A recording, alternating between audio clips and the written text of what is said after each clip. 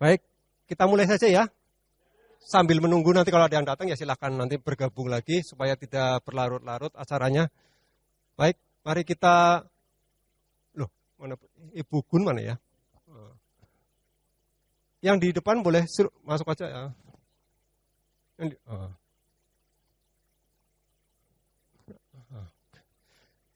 Untuk mengawali acara pada pagi hari ini, kita akan buka dengan doa pembuka terlebih dahulu. Kami persilakan Bu Gun Narti. Monggo Bu Gun.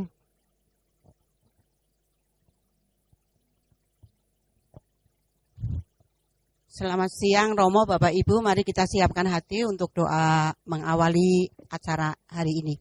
Dalam nama Bapa, Putra dan Roh Kudus, amin. Allah Putra dan Roh Kudus, di pagi hari ini kami bersyukur dapat hadir di tempat ini untuk mendengarkan pengajaran dari Romo Carolus Andi Kurniawan tentang ruang sakra. Semua karena anugerah-Mu kami boleh pada kesempatan hari ini. Semoga apa yang kami dengar semakin kami mengerti agar kami bisa menjalani kehidupan ini seturut dengan kehendak-Mu untuk memuji dan memuliakan nama-Mu. Kemuliaan kepada Bapa, Putra, dan Roh Kudus. Amin. Dalam nama Bapa, Putra, dan Roh Kudus. Amin. Terima kasih Bu Gun sudah membuka dengan doa pembuka. Baik, sebelum kita masuk ke dalam acara yang akan disampaikan oleh Romo Andi, saya ingin memberikan sedikit gambaran ya atau sedikit ilustrasi apa yang akan kita bahas pada pagi hari ini. Pada pagi hari ini kita akan membahas tentang ruang sakra dan bagaimana tata hias panti imam. Yang disebut kedua hal yang terpampang di depan itu adalah kita perlu menyadari bahwa di dalam gereja kita, gereja Katolik ya, gereja lain mungkin berbeda, tapi dalam gereja Katolik itu kita mengenal ada ruang-ruang yang memiliki tempat atau memiliki sebutan masing-masing. Ada tempat ini, ada tempat ini, ada tempat pengakuan, ada tempat untuk perayaan Ekaristi, ada untuk pembaptisan, ada yang lain-lain. Ada yang untuk berdoa, ada yang untuk umat. Nah, masing-masing ruang itu tentu saja memiliki karakteristik ataupun fungsinya masing-masing dan juga memiliki kekudusan yang masing-masing. Kita tidak mengartikan bahwa berarti kalau bukan yang tempat itu berarti yang lain nggak kudus, nggak suci.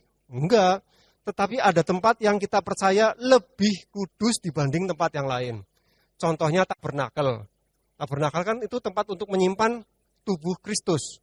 Otomatis kita percaya bahwa tempat itu pasti disucikan lebih dari tempat yang lain. Makanya kita melihat kalau prodiakon mungkin mau ngirim komuni, mengambil itu nggak sembarangan. Mereka akan membuka dengan hati-hati, berlutut terlebih dahulu, baru mengambil dengan hati-hati, lalu dan sebagainya.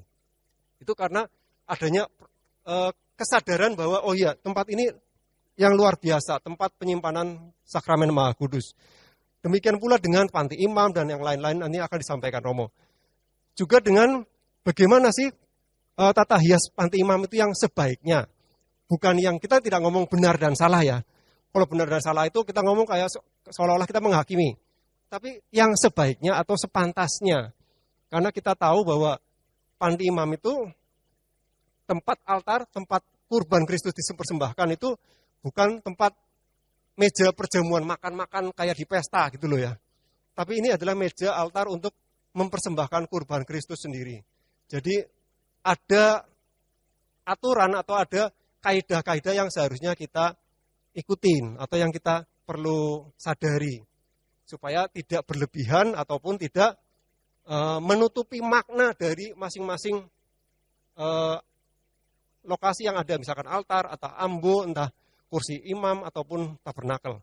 Jadi kita perlu tahu dan kita akan belajar bersama-sama pada siang hari ini dengan Romo Andi. Maka kita langsung saja melanjutkan acara berikut ini dengan pemaparan oleh Romo Andi. Monggo Romo Andi.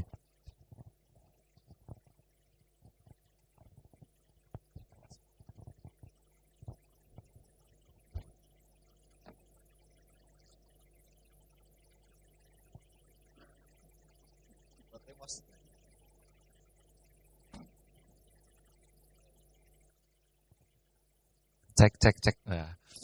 Bapak Ibu semuanya, selamat siang berkah dalam. Shalom. Dari aneka macam seminar-seminar yang pernah saya isi, seminar yang jarang sekali peminatnya adalah satu, seminar liturgi itu kan. Hampir sebagian besar ketika diundang untuk seminar liturgi ya orangnya itu saja itu kan, dan tidak banyak yang antusias. Maka saya pun juga tidak heran bahwa siang hari ini yang datang ya mungkin ada 1.000 orang gitu kan. Luar biasa. Tapi tidak apa-apa Bapak. Kita bersama-sama hendak belajar tentang liturgi. Walaupun mungkin kita tidak langsung praktek secara langsung, tetapi setidaknya wawasan yang kita dapatkan semoga bisa juga nanti membantu untuk kegiatan-kegiatan di lingkungan maupun juga hidup di menggereja. Nah, Bapak Ibu semuanya, pada siang hari ini kita akan bersama-sama mendalami tentang apa itu ruang sakral gitu kan. Sering kita menggunakan kata sakral gitu kan. Nah, sakral itu ya dari sakra, yang kudus, yang disucikan. Setelah kita memahami apa itu ruang yang kudus, nanti kita juga akan bicara tentang tata hias panti imam. Itu seperti apa? Yang baik dan juga yang sesuai liturgis ketentuannya. Nah, sebelumnya saya ingin mengajak Bapak Ibu semuanya untuk melihat secara lebih dalam bahwa dalam kehidupan kita, dimanapun kita berada, kita membutuhkan namanya suatu tempat-tempat. Misalkan, kita di rumah, itu ada namanya tempat makan tuh kan. Ya, memang fungsinya untuk makan. Tidak mungkin kan, dapur kita gunakan untuk tidur gitu kan, nggak mungkin. Misalkan ada pun juga itu kebangetan. Nah, setiap tempat itu punya fungsi-fungsi masing-masing. Begitupun juga dalam kehidupan kita, kita pun juga membutuhkan namanya tempat-tempat. Misalkan rumah, pasti kita membutuhkan rumah untuk tempat kita berlindung, berteduh. Begitupun juga ketika kita berbicara tentang kehidupan doa atau hidup religius kita membutuhkan juga sebuah tempat atau gedung yang kita sebut sebagai gereja. Inilah tempat yang kita kuduskan, namanya aja gereja. Di tempat itu kita berdoa dan kita pun dilarang untuk makan minum di dalam gereja. Karena apa? Karena kita sungguh-sungguh menghormati bahwa gereja adalah tempat yang kudus. Kudus itu berasal dari bahasa Ibrani, namanya kados. Apa itu kados? Kados itu dipisahkan dari yang lain. Berarti apa itu suci? Yang suci pasti akan dipisahkan dari yang profan atau yang tidak suci. Nah, tetapi Bapak Ibu semuanya, tadi sampai seperti yang disampaikan oleh Pak Dedi, maksud panti imam sebagai sesuatu yang suci bukan berarti bahwa semua tempat gereja itu tidak suci, bukan itu. Tetapi ada yang suci dan yang lebih suci daripada itu yang harus kita juga lebih hormati. Nah, dari sinilah gedung gereja itu harus memperhatikan namanya beberapa tata proses. Lex orandi, lex credendi, dan juga lex vivendi. Lex orandi itu apa? Berarti ketika kita masuk ke dalam gedung gereja, ada aturan-aturan dalam doanya itu seperti apa? Orandi itu bagaimana kita berdoa. Kemudian, lex vivendi, credendi itu adalah aturan-aturan untuk kita semakin hari semakin beriman, semakin percaya kepada Tuhan itu apa saja yang harus kita ikuti dalam pedoman-pedoman. Setiap agama saya rasa punya lex credendi untuk meneguhkan kita apa saja batasan-batasan dalam hidup beriman dan lain sebagainya. Dan yang terakhir, lex vivendi berarti adalah aturan untuk menghidupi itu semuanya. Percuma kita tahu banyak soal doa-doa devosi dalam hidup menggereja, ataupun juga memiliki pemahaman yang tingkat tinggi tentang ajaran-ajaran iman. Tetapi kalau misalkan itu semuanya hanya berakhir dalam pemikiran kita atau dalam teori, tetapi tidak kita hidupi, ya percuma. Yang paling mendalam adalah ketika kita sungguh-sungguh bisa vivendi, menghidupi apa yang kudus, apa yang bernilai. Kalau kita tahu bahwa apa yang kudus itu sesuatu yang baik untuk kita perjuangkan, ya haruslah kita menghidupi itu. Dan gereja mengundang pada kita untuk berdoa, untuk semakin percaya, beriman, dan juga semakin menghidupi apa yang kita doakan dan juga imani. Nah, dari sinilah saya ingin mengatakan bahwa sebuah gedung gereja yang memang pertama-tama kita khususkan untuk berdoa, sesuatu yang kudus, ya pastilah punya namanya aturan-aturannya. Terlebih juga ruangan-ruangan mana saja yang semakin kudus dan juga kudus, mana yang sungguh-sungguh harus kita hormati, dan juga mana yang mungkin bisa kita tempatkan dalam cara pandang seperti ruangan-ruangan biasa. Nah, dari sini Bapak Ibu semuanya, saya ingin membangun pemikiran Bapak Ibu, sebelum kita melihat tentang tata gedung gereja seperti apa, alangkah baiknya kita melihat secara lebih mendalam dari sisi biblis atau kitab suci. Bahwa tata gedung gereja yang kita miliki sampai saat ini, itu bukanlah hanya sebatas buatan dari Bapak Paus, ataupun juga oleh pendahulu-pendahulu kita, enggak. Tapi ada dasar biblisnya.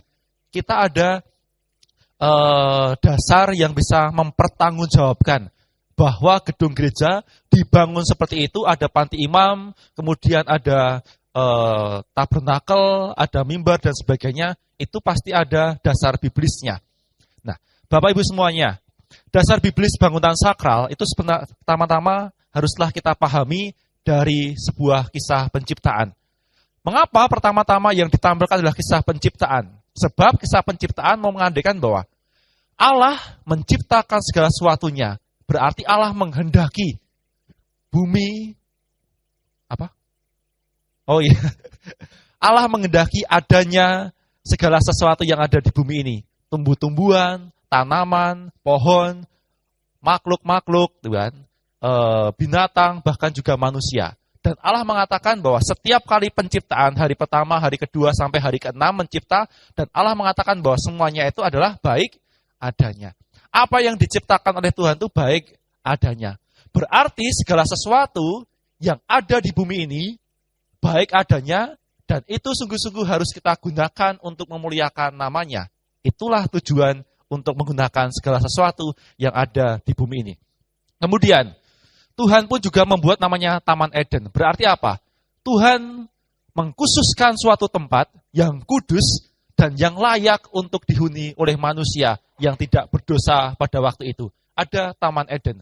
Selain itu juga ketika Allah itu menunjukkan dirinya kepada Musa, Allah pun juga menggunakan tempat yang memang kudus. Maka Bapak Ibu semuanya, kalau Bapak Ibu melihat kitab Keluaran, saat Musa naik ke Gunung Horeb itu dan berjumpa dengan semak belukar yang bernyala-nyala, ketika Musa mau melangkah, Musa diminta untuk melepas tali kasutnya atau melepas kasutnya.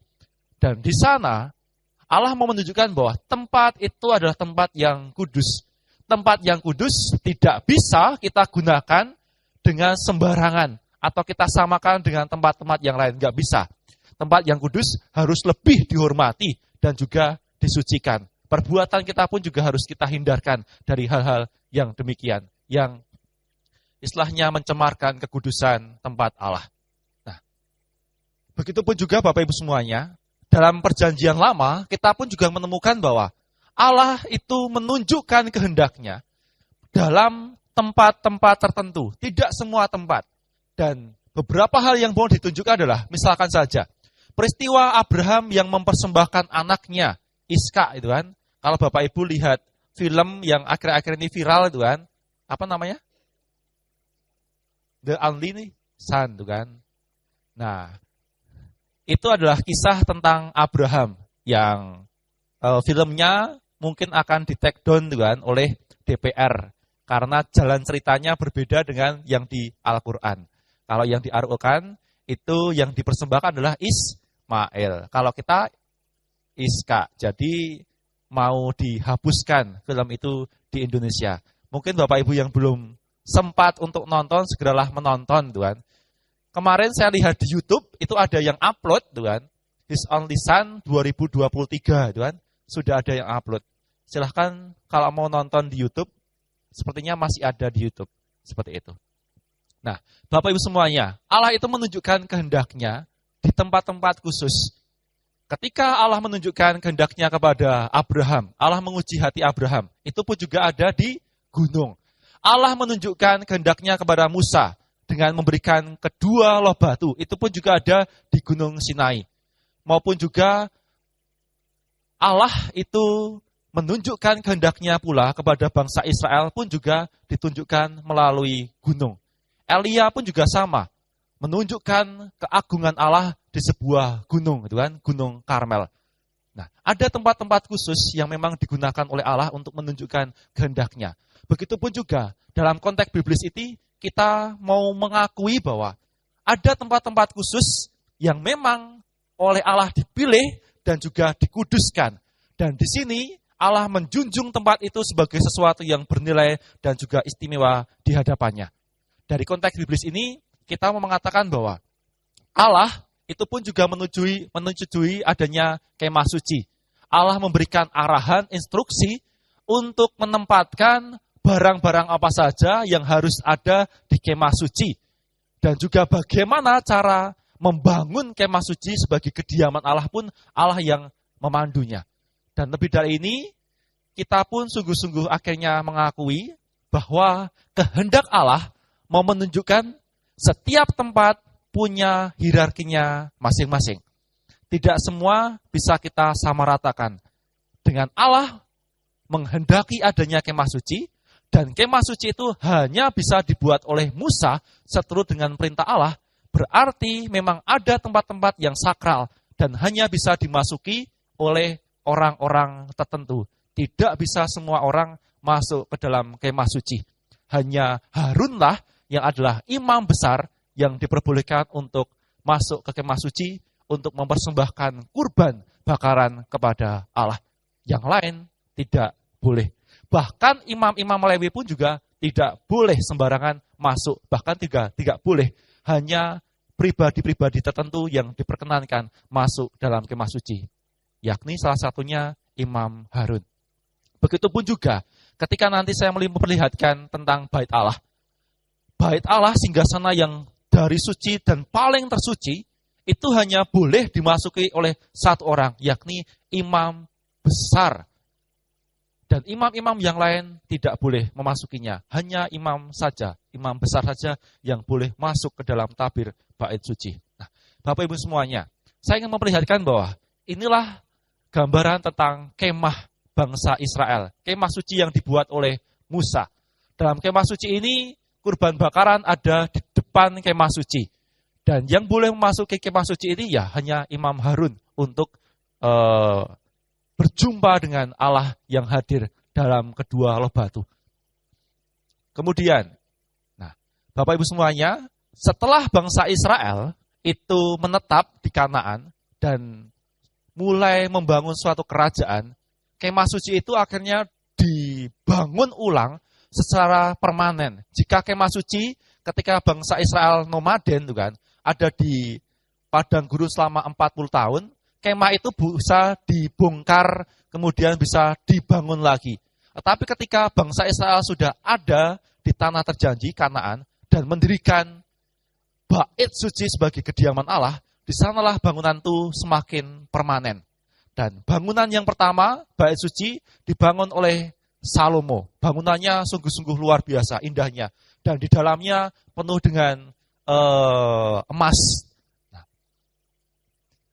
kemudian, setelah bait Allah zaman Salomo itu hancur, di sanalah Zerubabel itu mendirikan kembali bait Allah. Tetapi besarnya tidak seperti bangunan yang dibuat oleh Salomo. Lebih kecil daripada yang dilakukan oleh Salomo.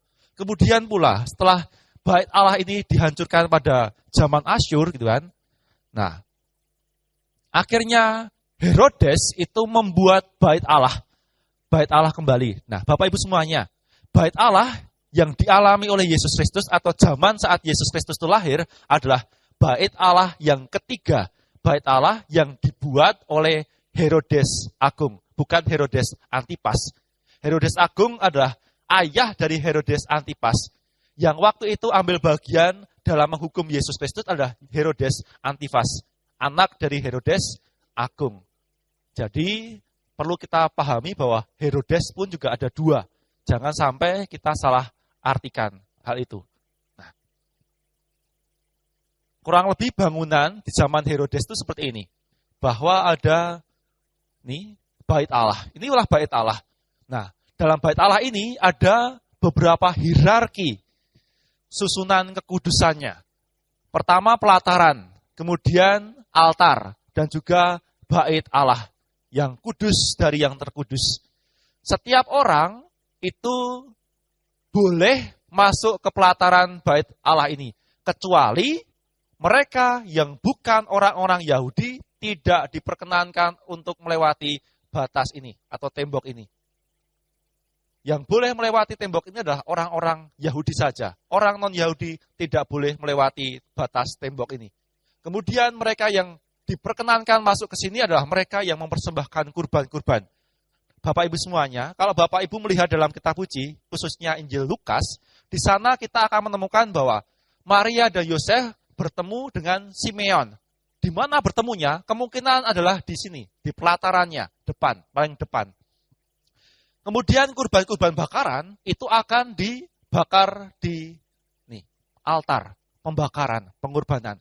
Dan tidak ada orang yang diperkenankan untuk masuk ke tempat yang suci dari yang paling suci kecuali imam besar. Nah, dari sini Bapak Ibu semuanya, saya ingin menunjukkan bahwa bait Allah pun juga punya susunan dari apa yang suci sampai yang paling suci. Dan setiap hierarki itu punya batasan-batasan wewenangnya. Ada orang-orang yang diperkenankan untuk masuk ke dalam bait Allah dari yang suci, dari yang paling tersuci itu, dan hanya ada beberapa orang yang boleh juga memasuki pelataran atau mempersembahkan kurban di depan bait Allah. Nah, Bapak Ibu semuanya, di sini saya ingin menampilkan bahwa ada perubahan dasar kemah suci yang kita alami. Dahulu ketika kemah suci zaman Musa, itu kemahnya bentuknya seperti ini. Di sini itu ada tabut perjanjian, kemudian ada mimbar, gitu kan, dan juga ada kursi. Tetapi dalam perkembangan selanjutnya berubah. Sampai akhirnya berubah bahwa yang tersuci itu ditempatkan yang paling pojok. Dahulu yang paling suci itu di tengah-tengah. Kemudian dalam perkembangan selanjutnya bahwa yang paling suci ditempatkan di paling pojok, di paling ujung. Nah, ini pula lah yang nanti akan kita adopsi dalam gereja. Gereja tempat yang tersuci dari yang paling suci, itu kan, itu ada di pojokan atau maksudnya di paling ujung, yakni di panti imam. Nah, ketika panti imam kita katakan sebagai tempat yang paling suci dari yang suci. Nah, kita perlu memahami bahwa gereja itu adalah tempat suci. Tetapi dari tempat suci itu ada yang lebih suci, yakni panti imam. Jadi semua gereja, misalkan Bapak Ibu masuk ke gereja, kita pun juga percaya bahwa gereja itu telah disucikan. Setiap Bapak Uskup itu pasti akan menyucikan, mengurapi gereja, tiang-tiang dan sebagainya ketika gereja itu didirikan. Diurapi tiang-tiangnya maupun juga meja altarnya diurapi dengan minyak suci. Itu namanya pengurapan untuk menguduskan tempat suci itu atau gereja. Nah, dari sini saya ingin mengatakan bahwa gereja itu adalah tempat suci. Tapi dari tempat suci itu ada tempat yang lebih suci. Kita katakan sebagai panti imam. Nah, Bapak Ibu semuanya, unsur-unsur yang utama dalam kemah suci yang ada pada masa Nabi Musa itu terdiri dari 3 bagian, yakni serambi dalam, panti umat, dan juga panti imam. Ini pun juga sama dengan kita, bahwa dalam gereja kita pun ada namanya tempat duduk umat. Itu pun juga sesuatu yang kudus, tempat yang kudus pula. Tetapi ada yang lebih kudus, yakni panti imam. Dan yang paling kudus adalah di tabernakel. Jadi ada tingkatan dari tempat biasa umat, kemudian ada panti imam, dan di panti imam itu ada yang lebih tinggi lagi, yakni tabernakel. Setiap orang tidak bisa mengambil hosti itu tanpa wewenang dari Bapak Uskup. Prodiakon-predakon itu dilantik oleh Bapak Uskup, bukan oleh Romo Paroki, tapi oleh Bapak Uskup. Karena apa? Wewenang untuk memberikan pelayanan yang ekstraordinari hanya dimiliki oleh Bapak Uskup. Maka Bapak Uskup lah yang melantik para prodiakon. Sehingga prodiakon ambil bagian dalam pembagian komuni kepada orang sakit ataupun juga membagi komuni saat Ekaristi. Nah, Bapak Ibu semuanya, dari ruang-ruang itu yang menjadi poros adalah altar. Altar yang menjadi poros. Karena apa? Di altar itulah kita menghadirkan Kristus yang dipersembahkan untuk pendamaian kita dengan Allah. Nah, dasar teologinya apa? Dasar teologinya saya ingin mengutip tentang Kristus Yesus yang adalah tubuh mistiknya dan kita adalah anggota-anggotanya. Berarti kita pun disatukan dengan tubuh Kristus yang adalah satu dan itu pun juga dibagikan kepada kita. Dan kita sungguh-sungguh percaya pula bahwa gereja menghadirkan karya pengudusan oleh karena Kristus Yesus yang telah menguduskannya. Kita pun adalah bait-bait Allah dan kita pun terus-menerus diundang untuk menguduskan diri. Bapak Ibu semuanya, tadi saya telah memaparkan tentang dasar biblisnya atau kitab sucinya. Dan saya ingin menampilkan beberapa dasar dokumen yang kira-kira menyebut tentang rumah Allah atau Domus Dei. Salah satunya disampaikan dalam katekismus gereja Katolik yang mengatakan demikian. Rumah ibadat atau tempat ekaristi suci dirayakan dan disemayamkan. Umat beriman berkumpul serta kehadiran Putra Allah penyelamat kita yang dikurbankan di atas altar bagi kita. Dihormati dengan sembah sujud demi bantuan serta penghiburan umat beriman harus rapi, teratur, dan sungguh cocok untuk upacara-upacara ibadat. Di rumah Allah ini, kebenaran, keserasian, tanda-tanda yang melambangkannya harus mewartakan Kristus yang hadir dan berkarya di tempat ini.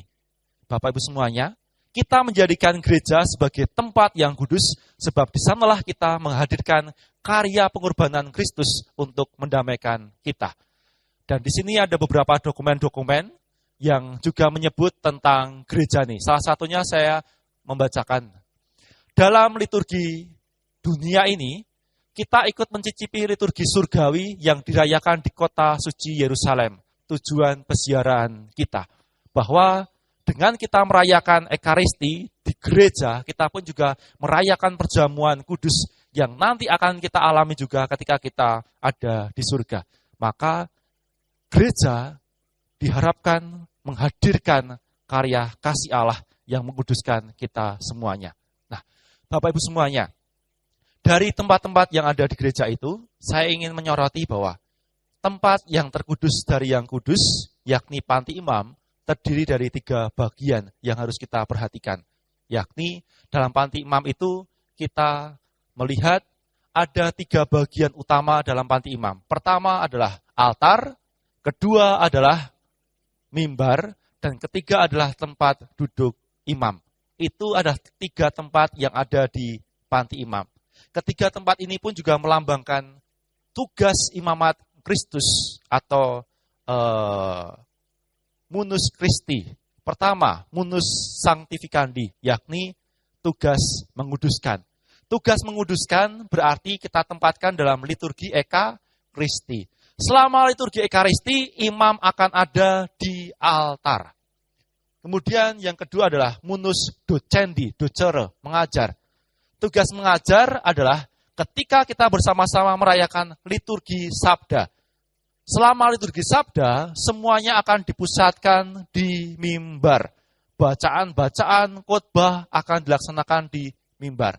Jika imam itu homili di altar, itu sebenarnya tidak ideal. Idealnya apa? Di mimbar. Karena pusat dalam panti imam untuk pewartaan ada di mimbar. Dan yang ketiga, tugas memimpin atau munus regendi. Ditempatkan di tempat duduk imam atau di sedelia, di mana imam akan memimpin. Maka dalam ritus pembuka dan ritus penutup, imam akan selalu berada di tempat duduknya. Karena apa? Karena dia memimpin dari awal sampai akhir. Nah, Bapak Ibu semuanya, inilah beberapa hal yang ingin saya garis bawahi bahwa 3 tempat yang ada dalam panti imam dan sungguh-sungguh akan membantu kita dalam perayaan Ekaristi, menguduskan kita, tempat duduk imam, kemudian altar, serta ketiga mimbar. Nah, ini adalah sebuah kapel yang seringkali digunakan oleh Paus Fransiskus untuk memimpin misa harian. Sama, ada mimbarnya, ada altar, dan juga di pojokan sana itu ada tempat duduk imam atau Bapak Paus untuk memimpin perayaan Ekaristi. Nah, pertama altar. Saya hanya akan menjelaskan secara singkat saja, karena pastinya Bapak Ibu semuanya sudah lebih paham tentang altar itu seperti apa. Altar merupakan tempat untuk menghadirkan kurban salib dengan menggunakan tanda-tanda sakramental. Merupakan meja perjamuan Tuhan. Dalam misa, umat Allah dihimpun di sekeliling altar untuk ambil bagian dalam misa. Tentang altar ini diharapkan memang meja yang digunakan adalah meja yang permanen, bukan meja yang mudah dipindah-pindahkan. Dan memang sungguh-sungguh kuat untuk menopang seluruh kegiatan liturgi, terutama perayaan Ekaristi. Sebab kurban itu akan dilaksanakan di atas altar yang kudus itu. Kemudian, yang kedua, mimbar. Di mimbar ini, kita bersama-sama memusatkan perhatian pada liturgi sabda. Keagungan sabda Allah menuntut hanya ada satu mimbar untuk pewartaan sabda. Di gereja kita itu sudah benar bahwa hanya ada satu mimbar untuk liturgi sabda. Dan mimbar yang satunya itu hanya untuk pengumuman ataupun juga untuk menyampaikan sambutan, sepatah dua patah kata dan lain sebagainya. Bukan di mimbar. Kita sudah benar. Beberapa waktu yang lalu, Katedral Purwokerto, itu mimbarnya ada dua, gitu kan? Kiri kanan. Akhirnya ketika Romo Ngarlan pindah ke katedral, mimbar yang satu diambil dan kita hanya punya satu mimbar yang ada di Katedral Purwokerto. Waktu pandemi ada dua, karena pemikirannya adalah Bapak Uskup ketika misa pakai mimbar itu, kalau misa harian atau misa yang dipimpin oleh imam, selebran atau konselebran, nanti pakai mimbar yang satu. Tetapi akhirnya hanya satu mimbar yang ada di panti imam. Kemudian, kursi imam selebran melambangkan kedudukan imam sebagai pemimpin dan mengungkapkan tugasnya sebagai pemimpin doa. Kursi imam harus berhadapan langsung dengan umat dan berada pada ujung panti imam, kecuali kalau tata bangunan gereja tidak memungkinkan. Jadi memang yang ideal seperti tadi di kapel yang digunakan oleh Bapak Paus Fransiskus untuk memimpin perayaan Ekaristi. Nah, kursi imam itu ada di ujung, sehingga tidak ketutupan oleh altar. Tetapi tidak bisa dipungkir pula bahwa jika memang arsitektur gereja tidak memungkinkan untuk menempatkan kursi ada di agak ujung, ya tetap dimungkinkan untuk diletakkan di belakang altar. Seperti halnya gereja kita. Yang penting tidak menutupi imam atau umat bisa melihat secara langsung imamnya. Begitu. Nah, Bapak Ibu semuanya, sebelum saya memasuki tentang tata dekorasi, mungkin ada pertanyaan dari Bapak Ibu, 1-2 pertanyaan tentang ruang sakra yang ada di gereja. Ketika kita sudah memahami adanya ruang sakra, nanti kita akan memahami pula tata dekorasi seperti apa yang baik kita lakukan untuk menghias altar, panti imam, ataupun juga mimbar, dan lain sebagainya. Apa saja nanti dasar-dasar serta pedoman-pedomannya. Tetapi lebih dari itu, yang ingin saya sampaikan adalah yang bagian pertama, sesi pertama, bahwa dalam gereja, khususnya gedung gereja, ada tempat yang tersuci dari yang suci. Tempat yang paling suci adalah ada di panti imam. Dan lebih dari panti imam itu ada tabernakel sebagai maha suci dari yang suci. Sebab di tabernakel itu kita sungguh-sungguh percaya bahwa Kristus hadir di tabernakel. Kemudian grade selanjutnya adalah panti imam, grade selanjutnya adalah tempat duduk umat semuanya. Jadi gedung gereja itu sungguh-sungguh kudus. Tetapi dari yang kudus itu ada yang lebih kudus. Dan ada sisi hierarki yang memang mengatur hal itu. Ada orang-orang yang boleh memasuki tempat-tempat itu. Tidak semua orang. Misalkan saja panti imam. Siapa saja yang boleh naik ke panti imam ketika ekaristi? Ya, paling-paling hanya misdinar, prodiakon, lektor, pemazmur. Yang lain pun tidak boleh. Serta imam, maaf itu kan. Kalau imamnya nggak boleh, nanti yang memimpin ekaristi siapa itu. Nah, Bapak Ibu semuanya, apakah ada pertanyaan untuk sesi yang pertama? Oke, Pak Rudi, Pak Andi. Romo, saya mau tanya aja. Jadi kan sekarang ada batas suci di gereja kita. Pertanyaan saya cuma begini, Romo. Apakah di dalam gereja selain ekaristi boleh melakukan kegiatan di gereja? Itu, Romo. Baik, terima kasih. Oke. Terima kasih, Romo. Di panti imam itu ada tempat duduk untuk Romo.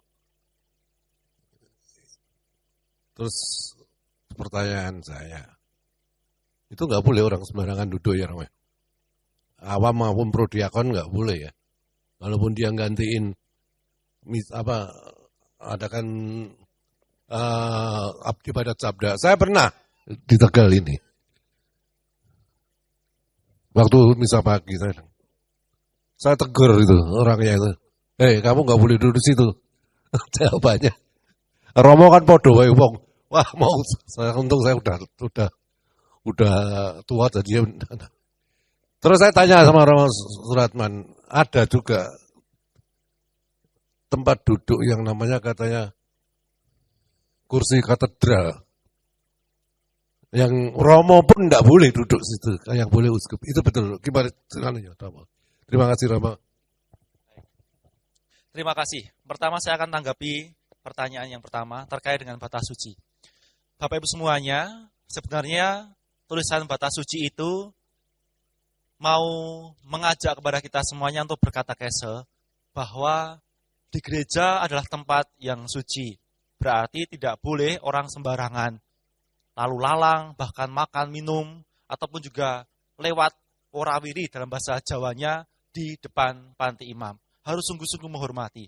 Apalagi beberapa waktu yang lalu ada kebiasaan-kebiasaan di tengah umat ketika ada yang mimpin kor, kemudian tuh ke sakristi langsung uncuk naik itu kan, dan sebagainya. Jadi lewat panti imam tidak langsung muter lebih dahulu untuk masuk ke sakristi. Sehingga sisi penghormatannya terhadap panti imam itu kurang. Nah, terkait dengan tulisan batas suci ini, pasti kita pun juga tidak akan kaku untuk hal ini. Jika memang ini dirasa oleh umat, misalkan cukup mengganggu karena apa bedanya batas suci panti imam dengan batas suci masjid, kan, misalkan. Ya, nanti kita akan evaluasi bersama. Gereja, saya, para romo, maupun juga bidang liturgi pasti terbuka dengan masukan-masukan dari umat. Kita tidak semuanya kaku kok, tetapi dari usaha ini kita mau mengembangkan sisi katekese gereja bahwa tidak semua orang boleh lalu lantang masuk ke panti imam, bahkan juga naik ke panti imam dengan tidak hormat. Kita diingatkan bahwa ada tempat yang suci loh ya, tersuci bahkan dari yang paling suci, yakni tabernakel. Dan kita percaya bahwa tabernakel adalah tempat singgasana di mana Kristus Yesus hadir dalam sakramennya. Kalau Kristus hadir di depanmu, apakah kamu itu sungguh-sungguh menghormati ataukah tidak? Itu. Jadi terkait dengan batas suci itu awalnya untuk katekese bagi kita dan untuk mengingatkan kita supaya kita tidak lalu lantang. Tetapi misalkan itu memang mengganggu Bapak Ibu semuanya, untuk membangun kekusukan, karena fokus Bapak Ibu bukan pada ekaristi, bukan pada altar, tapi pada tulisan batas sucinya itu kan, ya nanti kita akan evaluasi bersama-sama. Jika itu memang misalkan tidak membantu, ya mungkin kita akan ganti dengan yang lain, yang kira-kira bisa membantu Bapak Ibu untuk semakin memasukkan diri dalam ekaristi. Kemudian untuk kegiatan-kegiatan, misalkan KKR ya, KRK itu kan, KKR, sorry maaf, KRK itu kan. Nah, KRK atau mungkin juga kegiatan seperti kemarin ada Romo Eko Wahyu gereja. Pada intinya adalah tetap dimungkinkan untuk kegiatan-kegiatan seperti itu. Asalkan jika memang keadaannya itu cukup ada misalkan tari-tarian, tari-tarian, misalkan pujian yang mau dibuat di panti imam, ya alangkah baiknya sakramen dipindahkan lebih dahulu di kapel, entah kapel adorasi ataupun juga kapel panti imam. Karena apa? Seringkali ada banyak persiapan-persiapan, entah itu persiapan sound system, persiapan-persiapan nyanyian, dan sebagainya. Sehingga tidak menyadari bahwa di belakangnya ada sakramen. Saya mengatakan bahwa kalau kita malah tidak menghargai adanya sakramen di belakang kita, dan kita merasa sukacita untuk mungkin menari-nari, berlari-lari, dan sebagainya, kita malah tidak dibangun kekudusan, malah tambah dosa, iya, seperti itu. Maka disinilah sungguh-sungguh diperhatikan. Tetap diperbolehkan untuk hal itu. Jika misalkan mau membuat seminar-seminar di gereja, karena aula ini penuh, tetap dimungkinkan. Yang penting jika memang seminarnya itu sesuai dengan kaidah liturgi, alangkah lebih baiknya pertama-tama sakramennya dipindahkan. Jadi gereja tetap difungsikan sebagaimana mestinya. Bukan untuk makan, bukan untuk kegiatan-kegiatan profan yang lain yang kira-kira tidak relevan dengan hidup menggereja. Jadi memang harus sungguh-sungguh dibangun sisi kekudusan dalam gereja yang harus kita terus dengungkan dalam diri kita. Itu Mas Rudi. Itu. Kemudian pertanyaan kedua terkait dengan tempat duduk imam. Benar bahwa tempat duduk imam itu lebih menampilkan bahwa itulah hierarki gereja dan juga imamat jabatan yang diberikan gereja kepada imam-imamnya. Maka dalam ibadat sabda, saya mengatakan dalam ibadat sabda, alangkah baiknya ditempatkan kursi sendiri. Misalkan di belakang tiang itu, di samping tiang, atau mungkin juga di samping altar. Karena ibadah sabda pasti fokusnya ada di mimbar. Baru nanti pas pembagian komuni tentunya akan naik ke altar gitu kan. Kemudian mempersiapkan untuk komuni. Tetapi fokus untuk ibadah sabda namanya aja ibadah sabda. Pasti liturgi sabda ada di mimbar.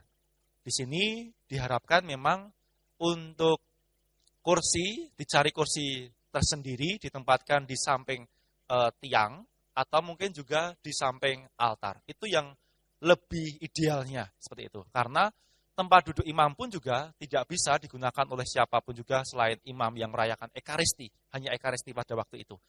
Nah, terkait dengan katedral, kita pun juga sama mengetahui bahwa arti katedral itu adalah kursi uskup. Kita mengatakan gereja Prokerto, katedral Kristus Raja Prokerto, katedral itu mau menunjuk bahwa di sana ada uskup yang bertahta. Dan itu disimbolkan dengan kursi. Kursi uskup hanya boleh diduduki oleh uskup. Imam yang merayakan misa pada waktu itu hanya boleh duduk di kursi yang memang disediakan untuk imam. Kalau di katedral itu di sebelah kiri, gitu kan. Kalau Bapak Ibu semuanya, misalkan lihat saya di panti imam, di sebelah kiri itu tempat duduk imamnya. Sedangkan Bapak Uskup ada di sebelah kanan. Dan kursi uskup ya hanya boleh diduduki oleh uskup. Begitu. Ya, saya ajak. Silahkan.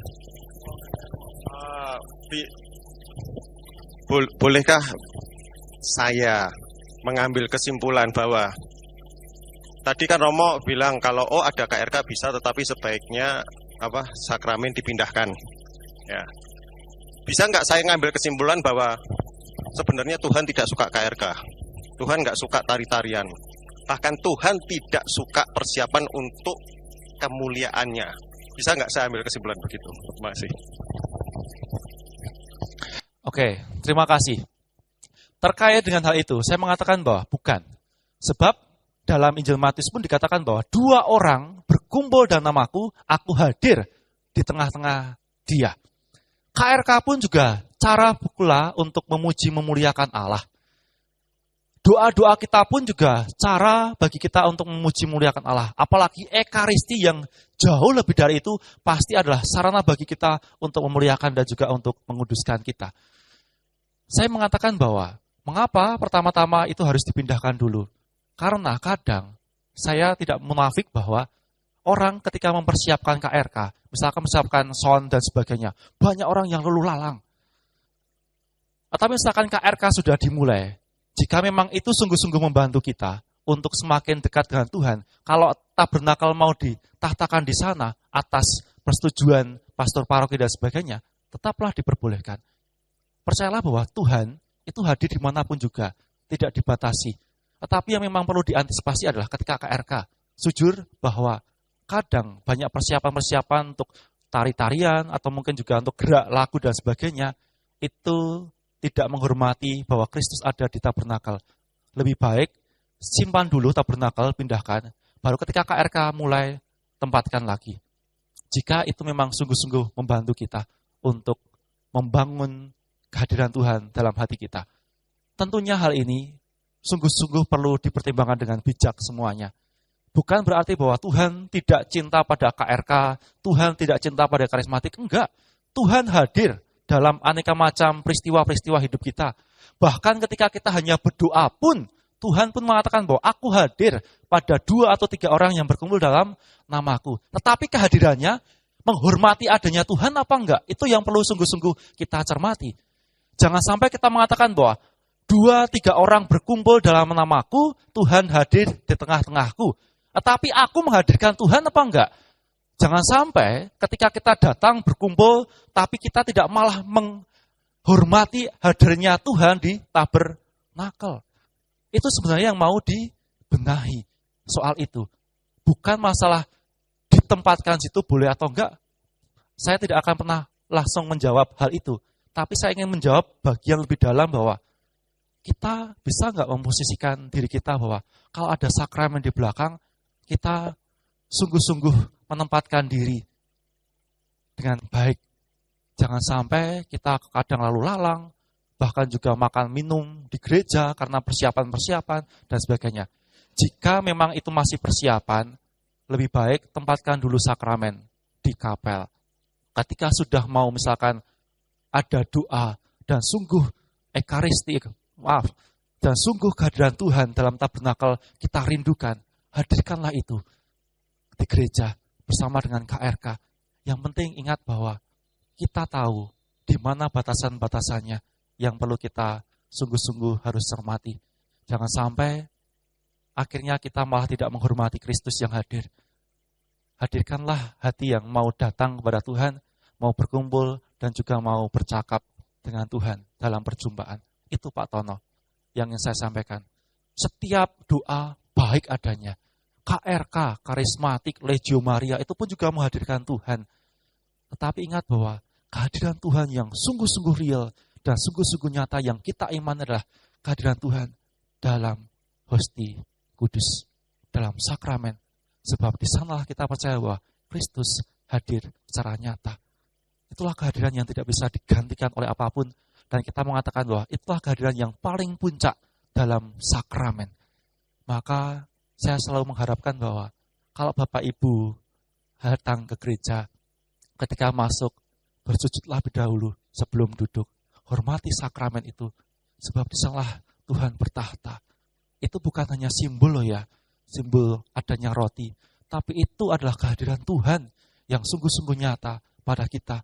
Dan kita pun akan terima saat komuni kudus.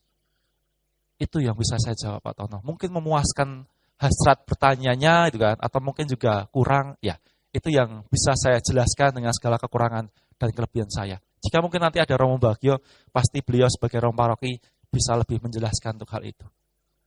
Begitu. Ada pertanyaan lagi sebelum kita masuki ke bagian. Oke, silahkan. Oh, tadi kan disebutkan sama Romo juga barusan sikap kita saat masuk berlutut segala macam. Tapi bagi pengamatan saya kadang orang sikapnya itu hanya sekedar formalitas.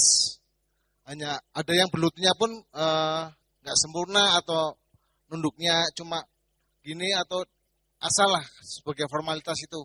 Itu adakah hukum atau dosa atau apa gitu supaya kita sebagai umat juga mengerti sebenarnya kalau intinya gini, kalau kita melakukan itu dengannya sebagai formalitas kan sama aja bohong.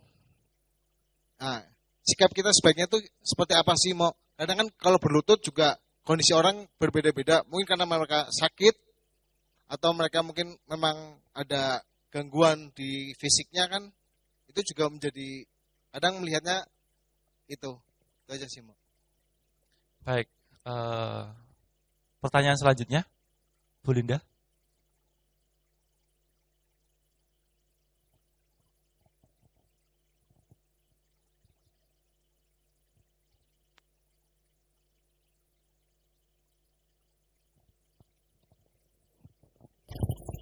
Kami yang bertugas di Panti Imam, Mo, setiap ada perayaan kan kita kerja di Panti Imam, di altar. Apa sekarang setiap kami bekerja itu sakramennya harus dipindah dulu? Apa kita tidak boleh kerja di Panti Imam? Soalnya susah juga kalau kita nggak kerja di Panti Imam, kita nggak bisa menyesuaikan misalnya ketinggian bunga atau estetikanya. Baik, terima kasih. Pertama untuk pertanyaan Pak Rudi, terkait dengan sikap yang tidak menghormati adanya Kristus yang hadir dalam tabernakel. Gereja mengatakan seperti ini, ada namanya dosa sakralegi. Dosa sakralegi adalah dosa karena kita tidak menghargai, menghormati sesuatu yang sudah dikuduskan untuk Allah. Ketika kita masuk ke gereja dan kita melihat bahwa ada yang kudus di sana dan kita tidak menghormati, tetapi kita malah menodai itu misalkan, itu membuat kita pun juga malah terkena dosa. Dosa karena kita tidak menghormati ataupun juga tidak sungguh-sungguh menaruh perhatian kepada Dia yang hadir. Itu dosa sakralegi. Lebih dari itu pula, bahkan saya mengatakan ketika seseorang merayakan Ekaristi, dan ketika ia merayakan Ekaristi, dia tidak menyiapkan hati dengan baik. Misalkan saja dia berdosa berat, kemudian mau menyambut komuni kudus. Dia sesungguhnya mendapatkan dosa, karena tidak menghormati hadirnya Kristus yang hadir dalam Ekaristi itu. Kalau misalkan Pak Rudi membuka 1 Korintus bab 11, di sana akan ditunjukkan kepada kita bahwa setiap seorang yang dalam keadaan tidak layak untuk menerima komuni atau tubuh Kristus dan memaksakan diri untuk menerima itu, ia berdosa kepada tubuh dan darah Kristus. Maka dari sinilah saya mengatakan bahwa ada dosa-dosa, yakni dosa sakralegi, di mana seseorang itu tidak menghormati adanya Kristus atau menghormati kehadiran Allah atau hal-hal yang memang dikuduskan pada Allah. Seperti itu. Tetapi semuanya ya harus kita lihat dari hati. Kita juga tidak bisa menilai juga apakah orang seperti ini itu tidak menghormati, belum tentu gitu kan. Pasti Tuhanlah yang tahu apakah dia itu berdosa ataukah tidak. Jadi kalau kita misalkan menghakimi orang yang seperti itu, kita pun juga malah berbuat dosa. Seperti itu. Percayalah bahwa dia yang punya hubungan dengan Tuhanlah yang tahu. Seperti itu. Kemudian untuk Bu Linda, terkait dengan tata rias Tuhan. Saya mengatakan pertama sesuatu yang ideal dulu. Yang ideal adalah sakramen memang harus dipindahkan lebih dahulu. Baru menghias di panti imam. Seperti itu. Itu yang idealnya. Andai kata misalkan tidak ada orang yang bisa memindahkan tabernakel, misalkan prodiakon nggak ada, romonya tidak ada, dan sebagainya. Bagaimana kita mengusahakan untuk bisa menghias panti imam? Ada dua solusi yang ingin saya sampaikan. Pertama, tetaplah hias panti imam, datang ke panti imam, tetapi dengan penuh kehormatan. Bukan dengan tindakan yang tidak sopan. Bahkan rumpi ataupun juga gosip di panti imam itu kan. Seringkali kan kalau ada ibu-ibu berkumpul itu kan, kemudian cerita itu kan, ceritanya cerita anak tetangganya dan sebagainya. Itu malah diceritakan di depan panti imam itu kan. Apakah mungkin Tuhan juga mau mendengarkan gosip orang lain itu kan? Itu. Tetaplah menghias asalkan tetap menghormati bahwa ada sakramen di sana. Kemudian kedua, sesuatu yang juga bisa dilakukan adalah menghias di luar, kemudian baru bunganya dimasukkan. Jadi ada dua itu. Kalau misalkan mau langsung di sana, ya hormati sungguh-sungguh Tuhan Yesus yang hadir dalam sakramen. Setidaknya jangan gosip lah gitu kan, atau jangan bicara hal-hal yang tidak relevan banyak. Seperti itu. Begitu Bu Linda. Itu yang saya ingin sampaikan. Yang penting adalah melalui hal ini, mari kita bersama-sama semakin menghormati Kristus yang hadir dalam sakramen. Dan kita pun juga sungguh-sungguh menempatkan diri mana posisi kita. Apakah kita itu istilahnya berkepentingan untuk masuk ke panti imam ataukah tidak. Sesuai dengan jabatan kita apakah tidak. Itu juga harus kita perhatikan. Seperti itu. Begitu Bu Linda. Oke, ada pertanyaan lagi? Jika tidak ada, saya lanjutkan dulu. Oke, Pak Benri. Terakhir ya, nanti kita masuk ke dekorasi gereja. Makasih Romo. Saya mau tanya Romo. Ini kan masalah tempat suci Romo. Jadi kalau misalnya kita mau ada pemberkatan rumah, terus rumah itu kan nanti kita mau ngadakan misa gitu loh. Jadi kita mau ngadakan misa, toh nanti tempat itu akan jadi tempat suci Romo. Nah itu apa saja yang harus kita lakukan untuk menjadikan tempat yang buat nanti misa itu jadi tempat suci gitu loh. Jadi kan itu nanti kita menghormati dong otomatis Romo ya. Jadi mungkin suatu tempat juga kalau misalnya itu kira-kira supaya tempat itu buat, karena di situ nanti juga akan ada hosti, akan ada Romo juga di situ, akan ada hiasan ini. Nah hal-hal apa aja Romo yang kira-kira supaya yang kita lakukan gitu loh Romo, supaya tempat itu tuh suci untuk kita hormati buat perjamuan kudus itu Romo. Itu satu Romo. Nah yang kedua Romo, kalau misalnya di gereja itu tabernakel kadang saya bingung Romo, ada di tengah, ada di samping gitu Romo. Pernah saya lihat gitu Romo. Itu kira-kira yang benar yang mana gitu Romo. Penempatannya itu kadang ya saya sebagai umat Katolik bingung juga, loh kok bisa di sini gitu Romo. Jadi perbedaannya itu di mana. Nah terus tadi Romo juga tadi bilang bahwa di Keuskupan Purwokerto itu ada 2 mimbar tadi. Loh kenapa bisa hal itu terjadi gitu Romo. Terima kasih Romo. Baik, terima kasih. Saya akan jawab.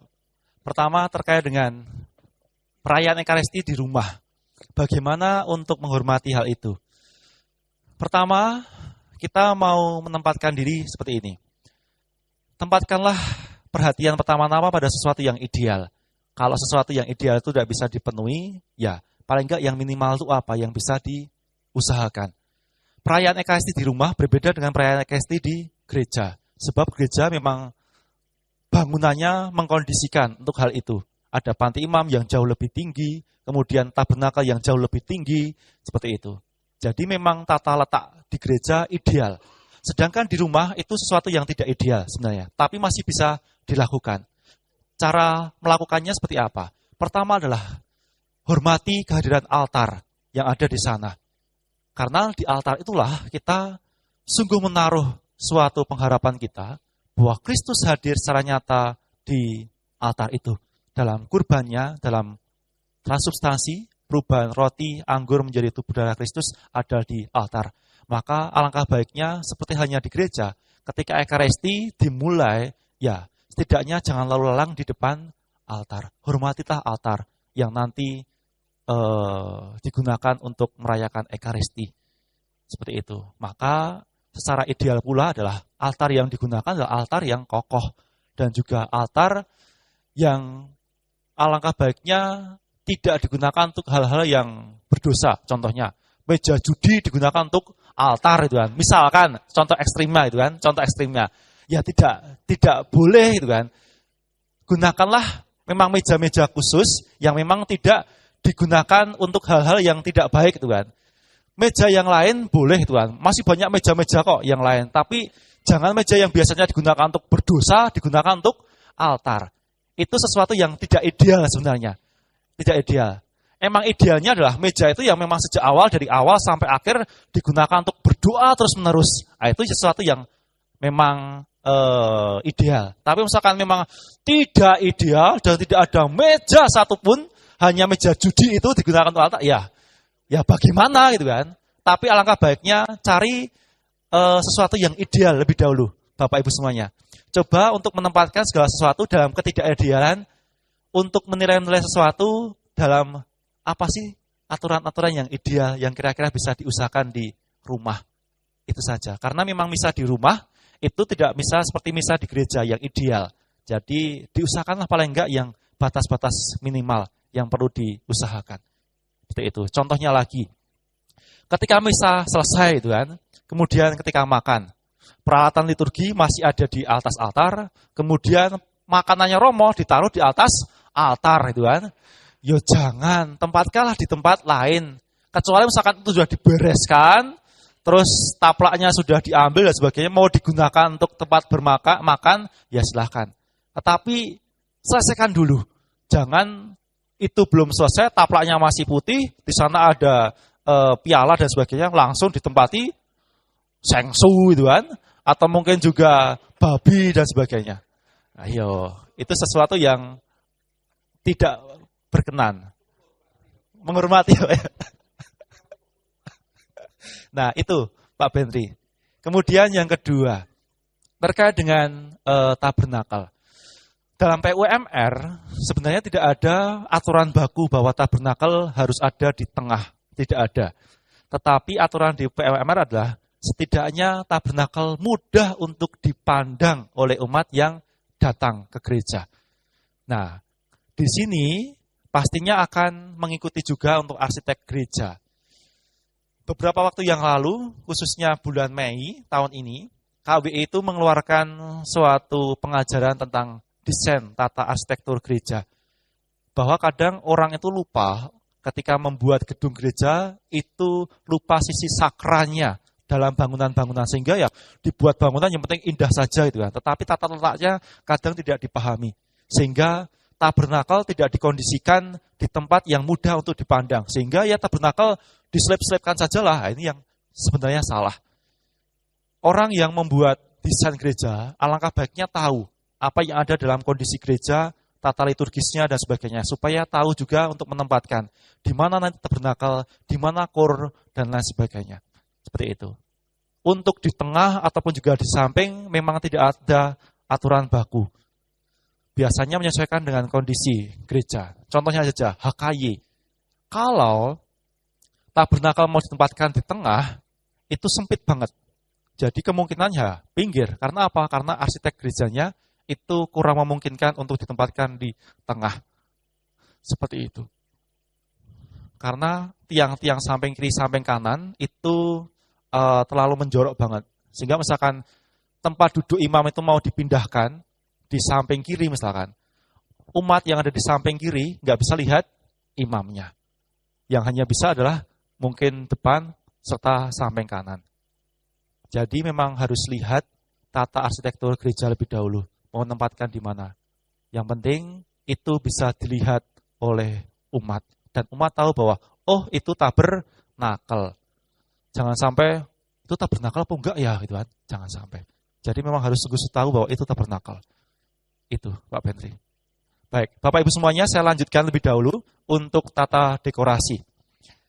Saya akan menjelaskan singkat saja. Ini akan banyak slide-slide yang ingin saya sampaikan, tapi saya penjelasan singkat-singkat saja. Saya rasa Bapak Ibu semuanya yang berkecimpung di dekorasi tidak banyak yang mungkin memahami. Baik, terkait dengan tata dekorasi, kita harus memahami bahwa dalam tempat-tempat liturgi ada dua kriteria. Fungsinya fungsional dan juga kualitatif. Kualitatif berarti bahwa tempat itu dapat menopang suasana sakra atau suci yang merupakan unsur hakiki dalam liturgi. Kemudian fungsional berarti lah tempat itu juga dapat memungkinkan pelaksanaan tugas-tugas pada perayaannya. Jadi Bapak Ibu semuanya, bukan hanya sebatas memperhatikan fungsional saja, tapi juga harus memperhatikan sisi kualitatifnya. Mimbar ketika nanti mau dihiasi, ya baik mimbarnya, tetapi kualitatif enggak. Sungguh-sungguh mendukung enggak untuk hadirnya ruang sakra dalam gereja itu, dalam panti imam maupun juga mimbar itu. Contohnya, seringkali dalam perayaan Ekaristi perkawinan, mempelai laki-laki, mempelai perempuan itu ingin supaya momen yang sekali seumur hidup itu sungguh-sungguh dirayakan dengan wow gitu kan. Memang indah sekali, sungguh-sungguh indah. Dan gereja itu ibarat taman bunga gitu kan. Tetapi Bapak Ibu semuanya, itu tidak mendukung adanya namanya ruang sakra. Orang datang atau masuk ke gereja tidak mengalami bahwa, oh Tuhan hadir di sana. Tapi, oh kok taman bunga gitu kan. Mari kita pesta kebun gitu kan. Seperti itu. Jadi memang harus sungguh-sungguh dibedakan untuk hal itu. Sisi fungsional dan juga kualitatif harus berjalan beriringan. Nah, dekorasi berasal dari bahasa Latin yakni decorum, berarti kesopanan, dan juga decorus berarti indah, elok. Decorare berarti berhiaskan atau menghiasi, mendandani, dan menghormati. Maka dekorasi kita artikan sebagai bentuk penghormatan, pemuliaan akan sesuatu. Maka fungsi dekorasi dalam perayaan liturgi menghiasi dan menghormati Allah yang hadir di tengah umat. Bukan sebatas menghiasi untuk indahnya, tapi untuk menghormati Allah yang hadir. Dan untuk menghormati Allah, tidak harus semuanya itu megah, glamor. Enggak. Kadang yang simpel, kadang yang sederhana, tetapi dirias dengan anggun, itu sudah mendatangkan kemuliaan dan sisi sakra dalam perayaan. Nah, dari sini ada beberapa dokumen-dokumen gereja. Saya tidak akan menyebutkan satu persatu. Nanti slide akan saya bagikan kepada Bapak Ibu semuanya. Kalau Bapak Ibu mau membaca dokumen-dokumen gereja ini, silahkan baca. Ada banyak dokumen yang saya sampaikan kepada Bapak Ibu semuanya. Nah, ada 3 patokan sebagai batasan dalam menciptakan dekorasi. Pertama, sesuai dengan semangat pembaruan liturgi modern bahwa peran, keterlibatan aktif, dan kehadiran umat perlu diperhatikan. Hal ini mau mengartikan apa? Setiap dekorasi jangan sampai membatasi keterlibatan umat dalam perayaan Ekaristi. Contohnya, langsung saya berikan contoh. Bunga itu dibuat melengkung gitu kan, di depan panti imam misalkan. Sehingga apa? Sehingga umat yang ada di samping tidak bisa melihat romonya. Walaupun romonya itu jelek gitu kan, orang ganteng gitu kan, jelek gitu kan. Yang penting umat tetap bisa melihatnya. Jangan sampai juga tata dekorasi itu membatasi umat untuk terlibat. Contohnya, mimbar dipasangi bunga banyak-banyak itu kan. Sehingga mereka yang bertugas sebagai pemazmur tidak kelihatan di umat.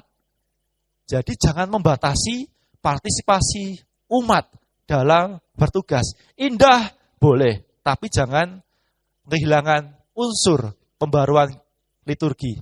Keterlibatan aktif, kehadiran umat, dan partisipasi. Kedua, karya-karya seni atau unsur dekorasi hendaknya tidak berlebihan. Menampilkan wajah yang sederhana namun luhur.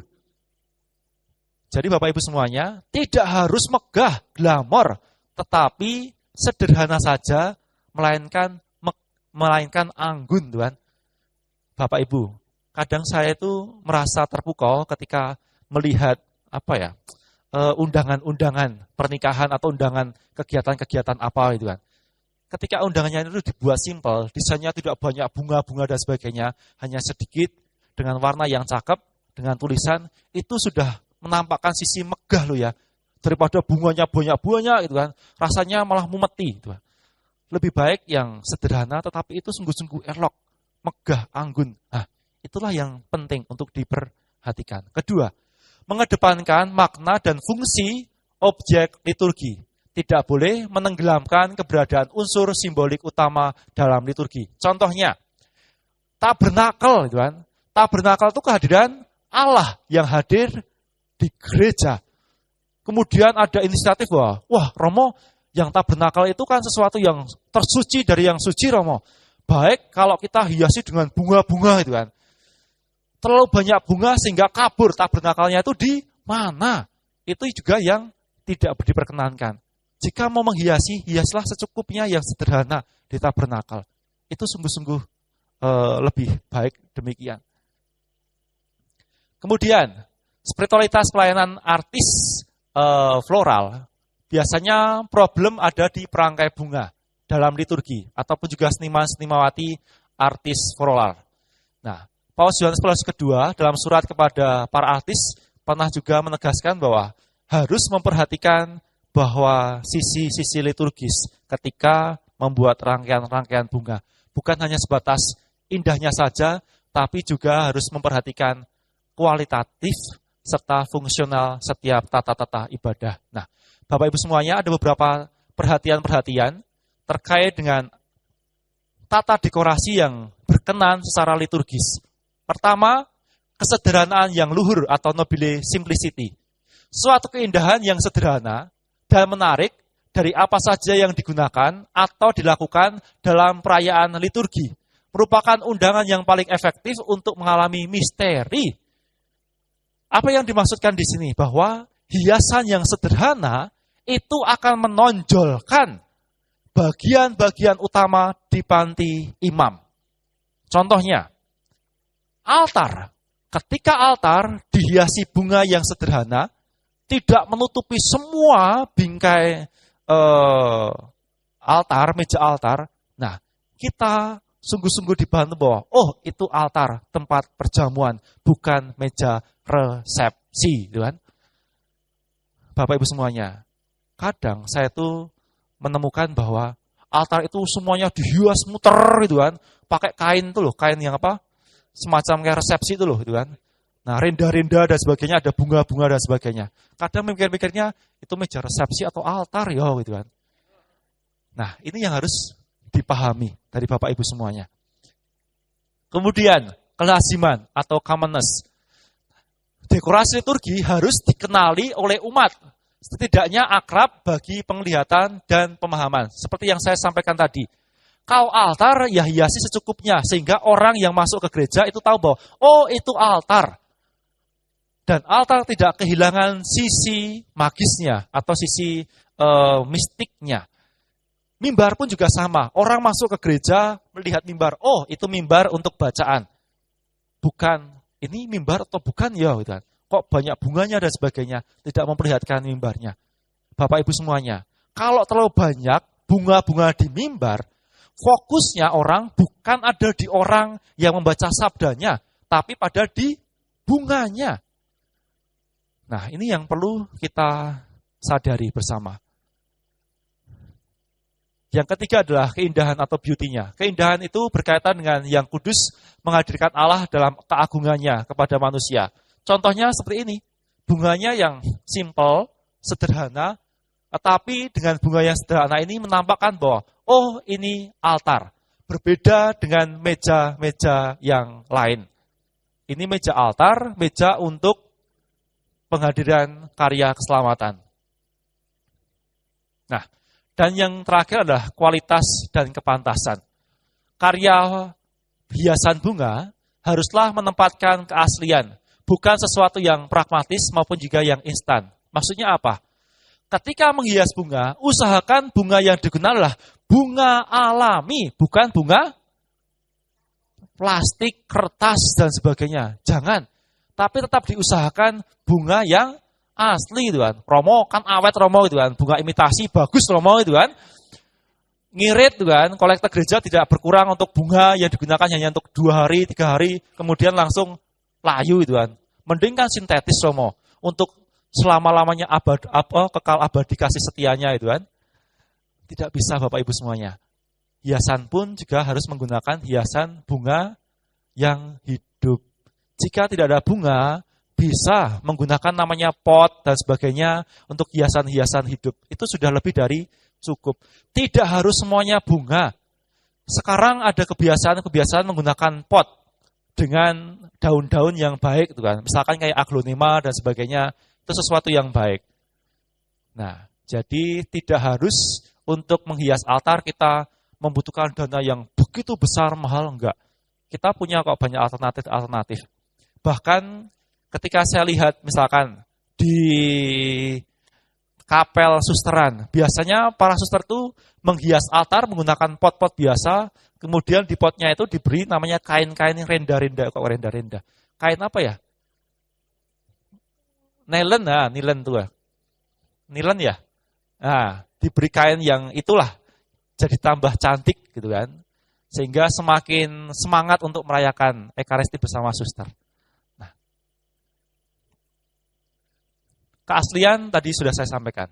Baik, Bapak Ibu semuanya, di sini ada unsur-unsur bunga dalam tatanan ruang yang liturgis, yakni dalam gereja dan juga luar gereja. Perlu sungguh-sungguh dipertimbangkan mana aspek yang dalam gereja maupun juga di luar gereja. Untuk di dalam gereja, unsur perabot utama dalam liturgi gereja, khususnya Ekaristi adalah altar, ambo atau mimbar, dan kursi imam. Ini untuk di panti imam dalam gereja. Harus sungguh-sungguh diperhatikan.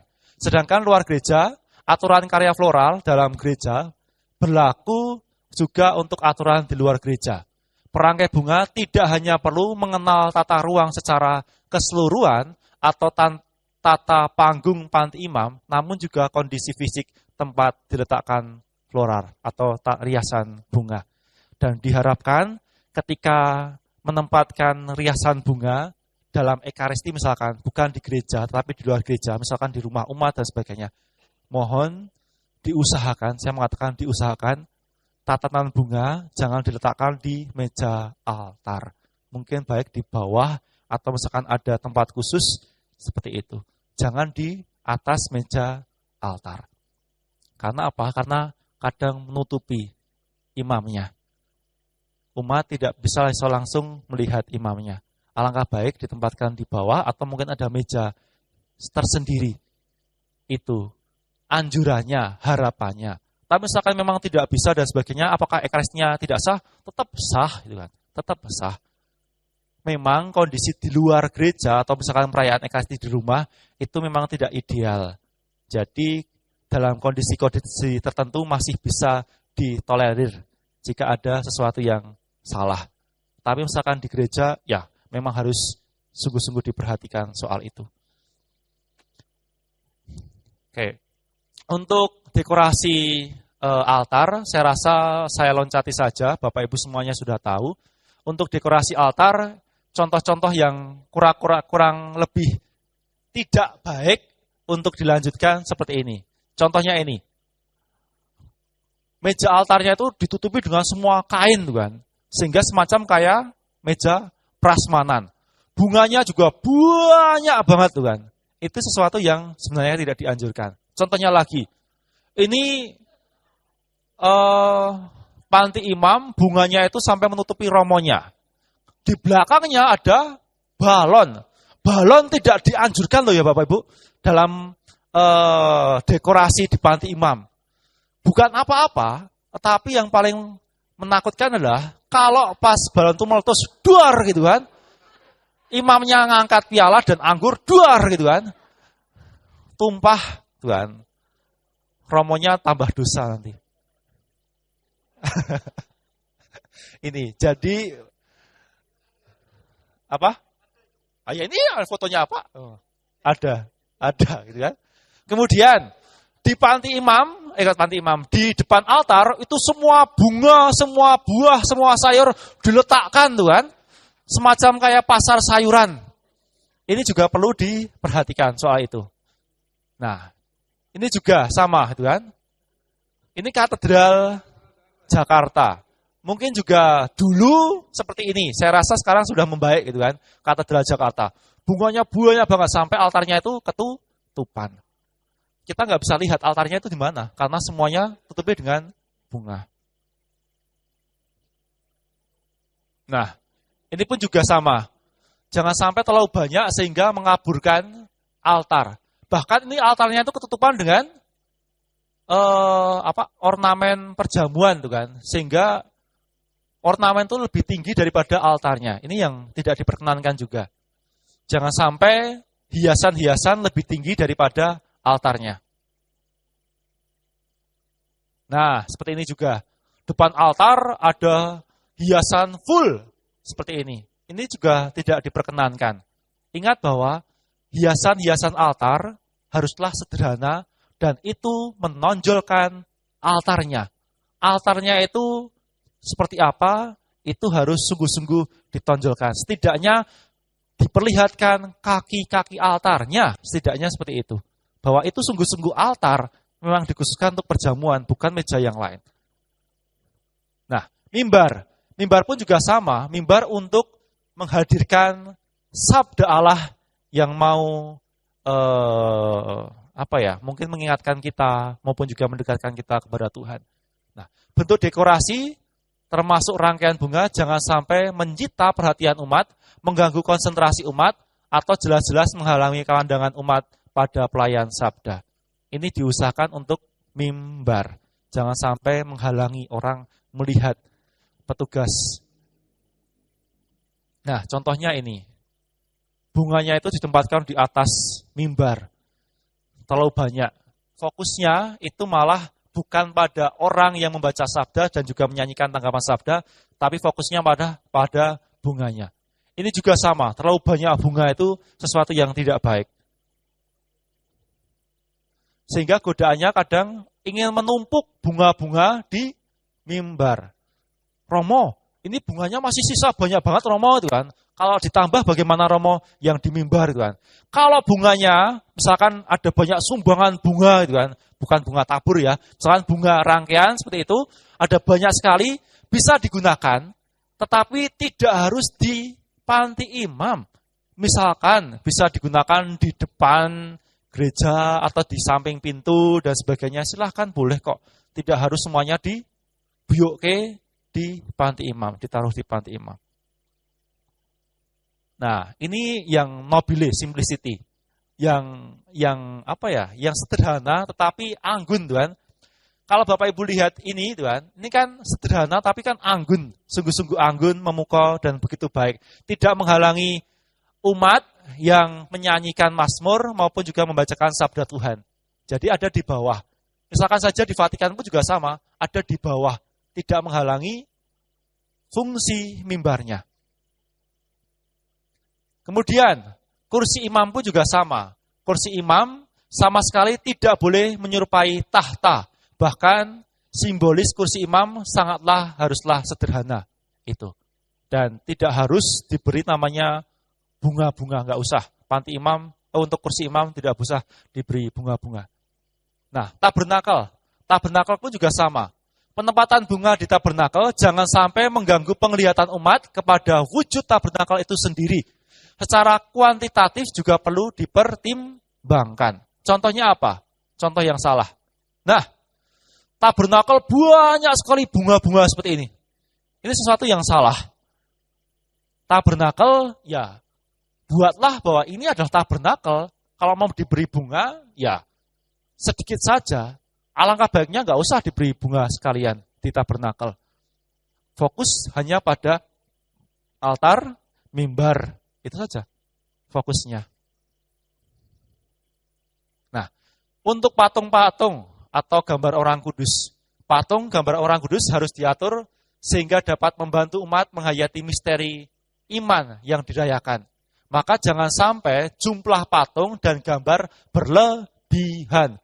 Sehingga semua ada di panti imam itu banyak sekali patung-patung gitu kan. Berderet-deret, tidak boleh. Dan diusahakan hanya satu patung saja yang sejenis. Contohnya, patung Santo Yusuf gitu kan. Ya, tempatkan saja di kiri saja atau di kanan saja. Tidak usah kanan kiri pojokan ada Santo Yusuf gitu kan. Satu saja, nggak usah banyak-banyak. Begitupun juga dengan patung-patung yang lain. Nah, dekorasi-dekorasi untuk masa khusus, sebenarnya saya sudah tampilkan apa saja panduannya, misalkan Advent, tuh kan. Praktek kesalahan Corona Advent juga perlu diusahakan. Bentuknya juga lingkaran Corona Advent, tuh kan. Bukan malah persegi atau persegi panjang, tetap dalam bentuk lingkaran. Nah, kemudian Natal, ada juga pertimbangan-pertimbangan yang perlu diperhatikan. Saya rasa untuk hal ini Bapak Ibu semuanya bisa dipelajari nanti. sendiri, Tuhan. Nanti slide akan saya bagikan kepada Bapak Ibu. Tapi lebih dari ini, apakah ada pertanyaan dari Bapak Ibu semuanya untuk tata dekorasi? Apakah ada pertanyaan tentang tata dekorasi dari Bapak Ibu semuanya? Kira-kira apakah jelas untuk tata dekorasi? Kadang yang memahami tata dekorasi ya, mereka yang biasa menghias panti imam. Bagi Bapak Ibu yang jarang menghias, setidaknya ini cukup menjadi teori maupun panduan aturan-aturan untuk mengarahkan umat mungkin ketika menata ruang panti imam. Begitu, jika tidak ada pertanyaan, oke. Baik.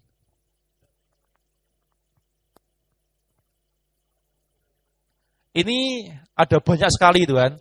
Saya rasa kalau saya lanjutkan untuk hal-hal ini yang Advent, Natal, dan sebagainya panjang sekali. Berlutut kaki kanan, apa-apa. Silahkan. Yang di grup-grup WA kan ada disebutkan juga tata cara berlutut, dan yang ditekuk adalah kaki kanan. Nah, yang untuk ya entah waktu sebelum duduk atau di depan altar, memang ada tulisan setelah itu bahwa kalau memang ada masalah fisik itu dengan mengangguk aja, oke, nggak apa-apa. Itu kalau ada masalah fisik. Pertanyaan saya, jika tidak ada masalah fisik, apakah harus kanan? Kalau tidak kanan, itu adalah suatu salah, apa mungkin bahkan berdosa. Saya ganjelnya, ini diambilnya dari mana kok kanan gitu loh. Mbok bilang aja berlutut gitu aja. Gitu loh. Kok kenapa harus kanan gitu loh. Apakah kiri? Kalau kiri salah gitu.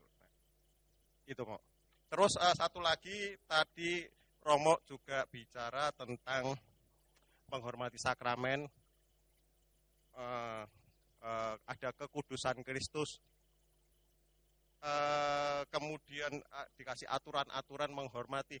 Nah, sebenarnya dari KGK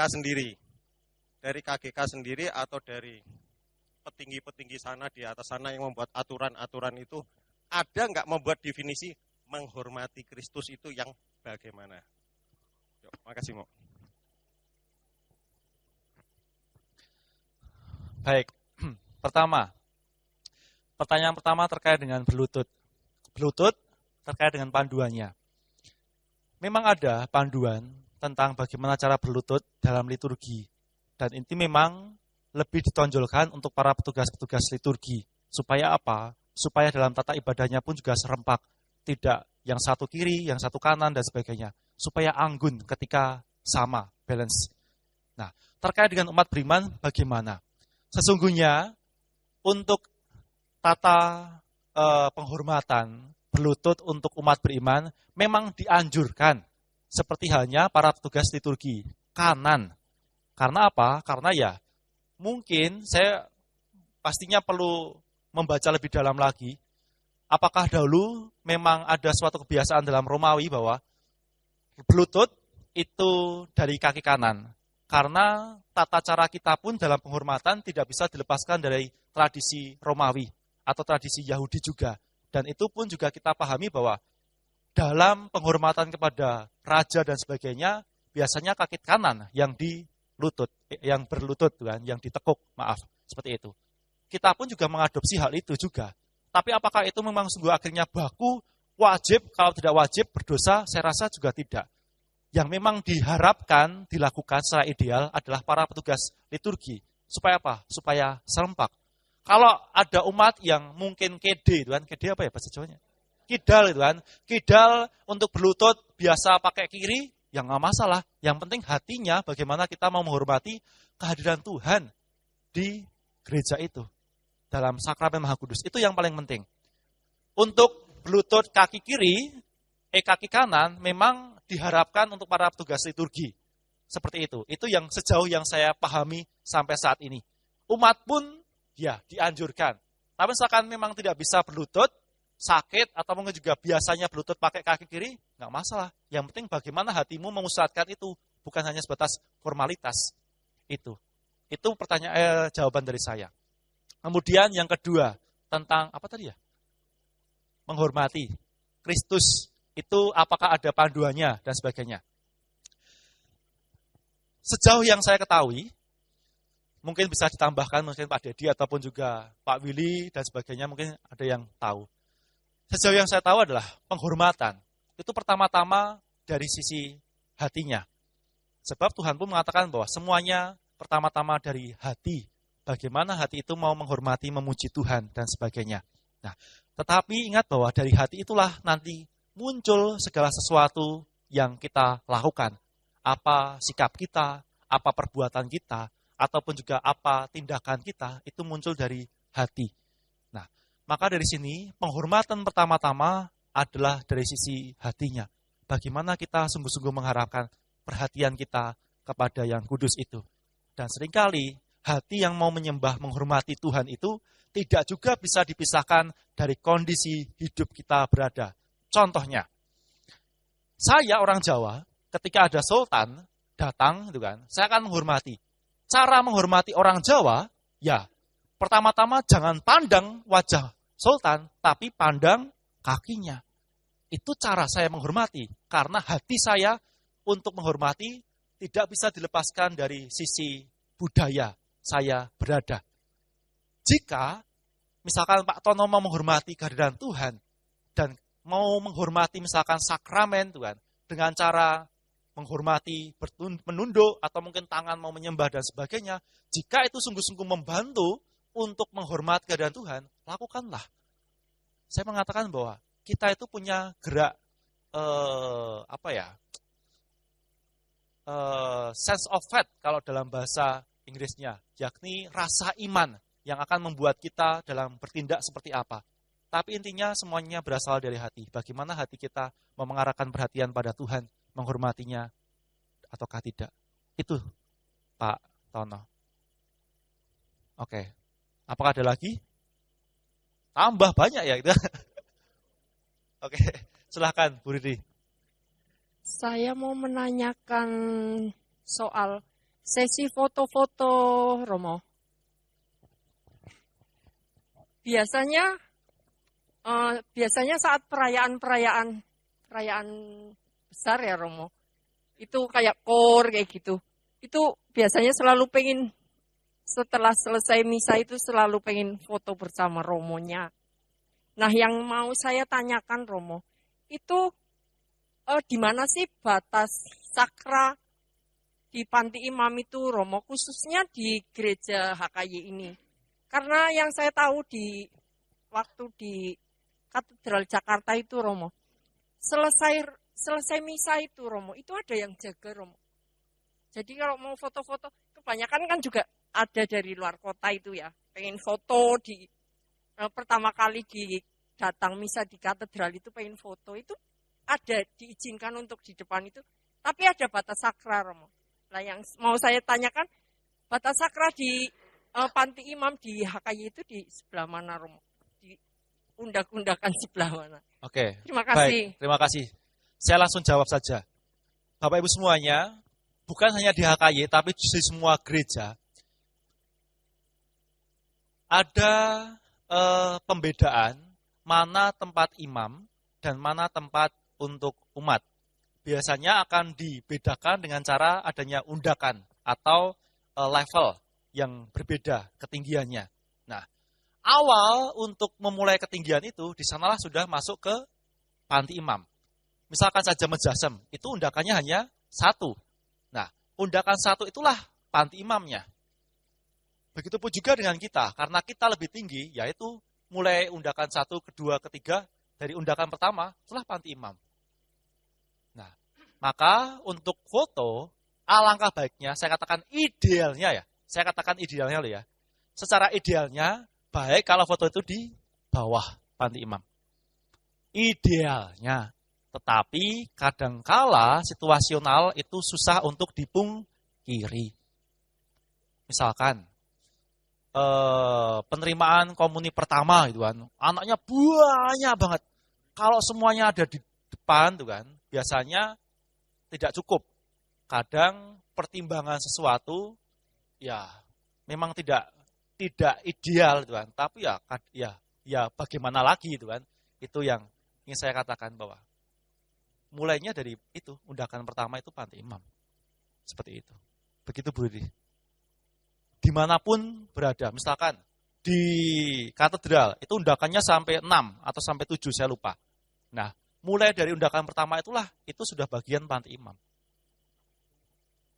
Misalkan lagi, di mana ya? Brebes, itu undakannya ada 4 dan lebih tinggi. Yaitu mulai dari pertama itu panti imam. Begitu. Paham, Budi? Oh iya, paham. Saya kira lihat saya karena nggak paham. Ada lagi, Pak Narto? Oke.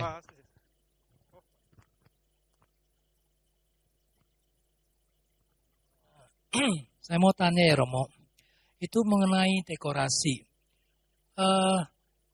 Dekorasi selain bunga, apa bisa diganti dengan misalnya buah-buahan ataupun hasil bumi?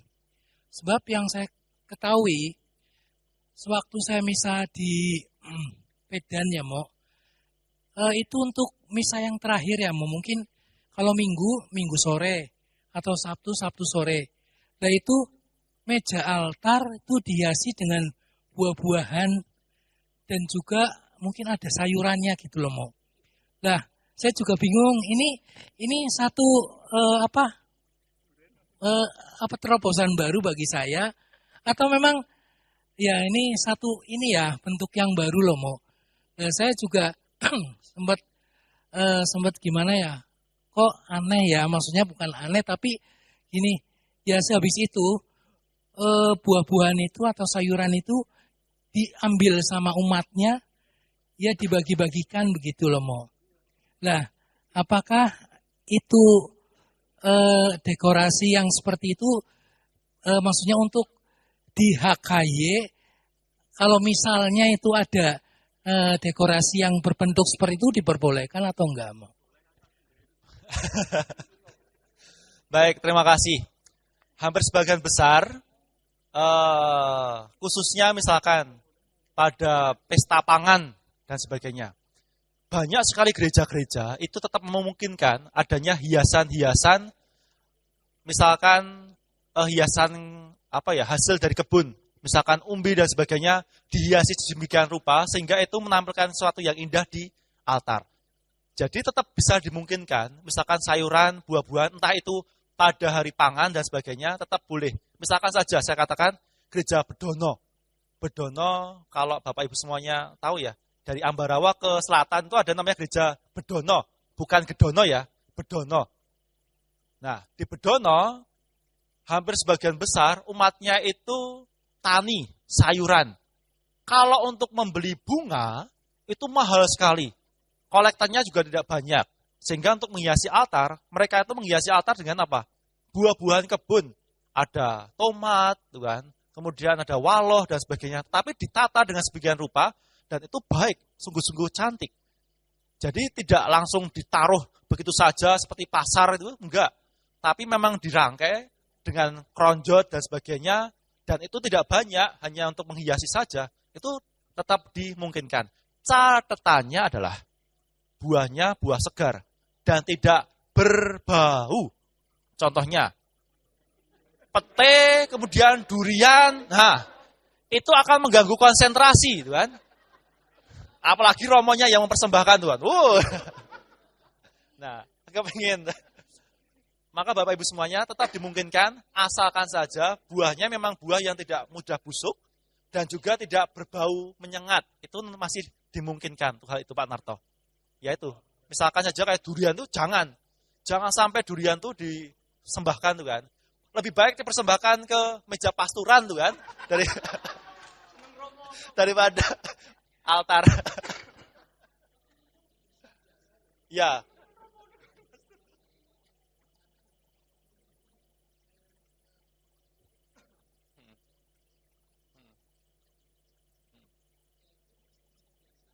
Masih dimungkinkan nggak Pak? Masih bisa dimungkinkan. Yang penting tadi sebenarnya. Ah ya itu.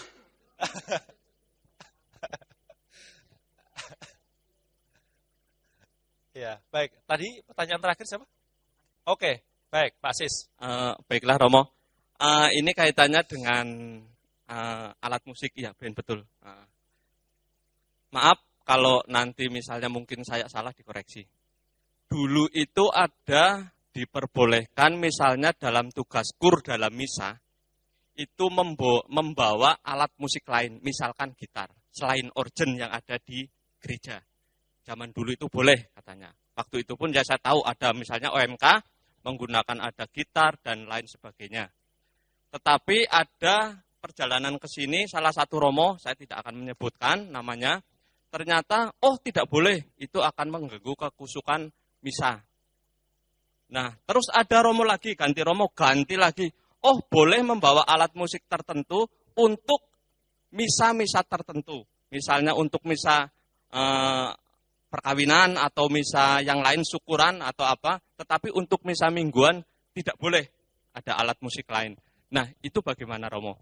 Itu yang pertama. Yang kedua, kaitannya dengan dekorasi. Dekorasi salah satunya juga gua Natal ya Romo ya.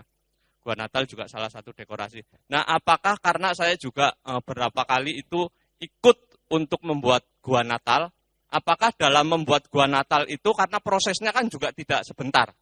Itu butuh berhari-hari. Nah, apakah di situ juga lebih baik sakramen itu dipindahkan atau tidak? Mungkin itu Romo. Terima kasih. Baik. Pertama, untuk alat musik. Saya ingin mengatakan demikian, bahwa di semua daerah dan juga tempat punya kekayaan alat musik masing-masing. Dan gereja pun melihat bahwa itulah suasana kekayaan manusia dan budaya yang juga bisa dimasukkan dalam gereja sebagai sarana untuk pewartaan Injil maupun juga untuk menghadirkan kemuliaan Tuhan. Memang semua alat musik tidak semua akhirnya bisa digunakan di gereja, iya. Misalkan saja seperti musik dangdut dan sebagainya nggak bisa. Ketipung dan sebagainya belum bisa dimungkinkan dan sebagainya. Tapi ada kok musik-musik yang lain yang memang gereja melihat itu sebagai inkulturasi liturgi. Misalkan saja keroncong dan sebagainya, itu masih dimungkinkan untuk penggunaan-penggunaan dalam gereja. Jadi posisinya adalah banyak alat musik yang bisa kita gunakan untuk memuliakan Tuhan. Tidak harus organ. Memang dalam PUMR ataupun juga dalam dokumen musik sakram, memang organ itu sebagai musik utama dalam gereja untuk mengiringi tata ibadah. Karena itu memang sudah digunakan sejak beratus-ratus tahun. Dan itu memang menjadi suatu gambaran untuk memuliakan Tuhan. Tetapi dalam inkulturasi liturgi, gereja pun juga melihat bahwa semua alat musik yang memang cocok untuk membantu masuk dalam inti perayaan Ekaristi atau misteri iman tetap masih bisa digunakan. Jadi apapun musiknya masih boleh digunakan, tidak harus organ. Tetapi, saya mengatakan, kadang setiap pastor paroki itu punya pemikiran dan kebijaksanaan masing-masing. Saya mengatakan demikian. Kalau dalam sisi gereja nih, itu masih tetap dimungkinkan dalam sisi inkulturasi liturgi. Tetapi setiap romo paroki kadang punya pemikiran yang berbeda dengan situasi kondisi di lingkungan ataupun juga parokinya masing-masing. Apakah itu salah ataukah tidak benar, saya tidak bisa menilai hal itu. Tapi yang jelas bahwa mungkin bahwa ada sesuatu yang baik yang mau diperjuangkan romo paroki untuk membuat keputusan itu. Tetapi kalau misalkan Pak Sis bertanya kepada saya tentang dokumen gereja dan juga tentang aturan baku dalam gereja, saya mengatakan bahwa dimungkinkan untuk hal itu. Sebab gereja melihat bahwa budaya dengan segala kekayaannya, entah itu musik, entah itu lagu, pun juga digunakan untuk memuliakan nama Tuhan. Begitu Pak Sis, yang bisa saya jelaskan. Kemudian pertanyaan kedua tentang apa tadi? Gua Natal, Tuhan. Nah, untuk pembuatan gua Natal, kalau berpikir tentang yang ideal, saya mengatakan sesuatu yang ideal. Sebenarnya, melihat dari tahta suci, dari Basilika Santo Petrus, gua Natal itu ditempatkan di luar gereja atau di luar Basilika. Bahkan kalau di Basilika itu gua Natal malah ditempatkan di depan Basilika, di tempat halaman Santo Petrus, bukan di dalam gereja. Itu yang ideal. Karena apa? Karena gua Natal itu sesuatu yang profan. Itu untuk hiasan saja. Memperlihatkan bahwa Tuhan Yesus telah lahir. Tetapi tetap dimungkinkan di dalam gereja asalkan tidak di panti imam. Masih dimungkinkan walaupun ini tidak ideal, bisa dibuat tetapi tidak di panti imam, di samping gereja. Atau mungkin juga di tempat mana lah, yang penting tidak di panti imam. Nah, untuk menghias ini memang alangkah baiknya jika itu membuat bunyi-bunyian dan umat kadang agak lalu lalang untuk mengambil mungkin pisau atau mungkin dray atau mungkin tang catut dan sebagainya, ya baiknya sakramen dipindahkan lebih dahulu ketika membuat gua Natal. Seperti itu. Begitu Pak Sis. Oke. Ada pertanyaan lagi? Sudah jam 12 Bapak Ibu semuanya. Sepertinya sudah mulai wajah lapar gitu kan. Snacknya apakah masih ada? Oh masih ada gitu kan. Silahkan Bapak Ibu yang nanti masih kelaparan, di belakang masih ada snack gitu kan. Ada air minum juga gitu kan. Kalau minumnya kurang, keran juga masih banyak itu kan. Bercanda. Baik, untuk waktu saya kembalikan kepada Pak Dedi. Monggo, terima kasih. Terima kasih Romo.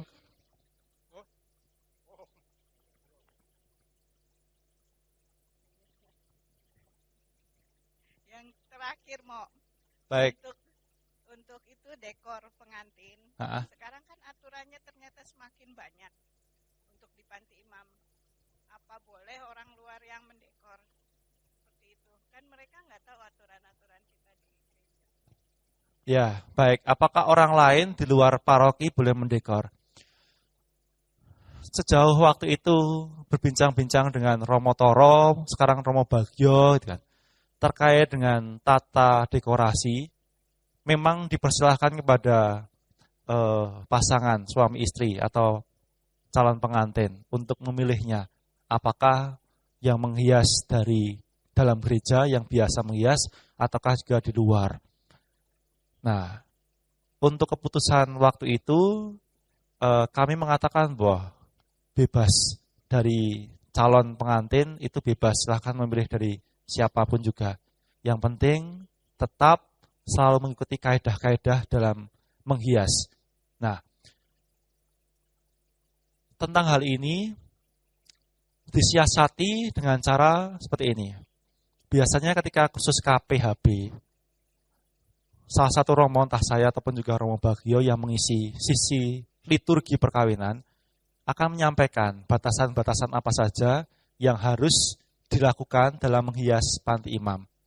Dan juga sudah dibuatkan pula untuk batasan-batasan dalam menghias sudah di bawah candra itu kan, maksudnya ada di sekretariat, dan itu pasti akan diberitahukan kepada umat yang menghias misalkan dari luar gereja HKI. Seperti itu. Jadi memang tidak ada keputusan harus dari orang HKI, tidak. Tapi waktu itu keputusan terakhir yang kami sepakati adalah diperkenankan untuk silahkan siapapun menghias, yang penting mengikuti aturan-aturan yang sudah dibuat dan ditandatangani sama Romo Bagio. Begitu, Bu Linda.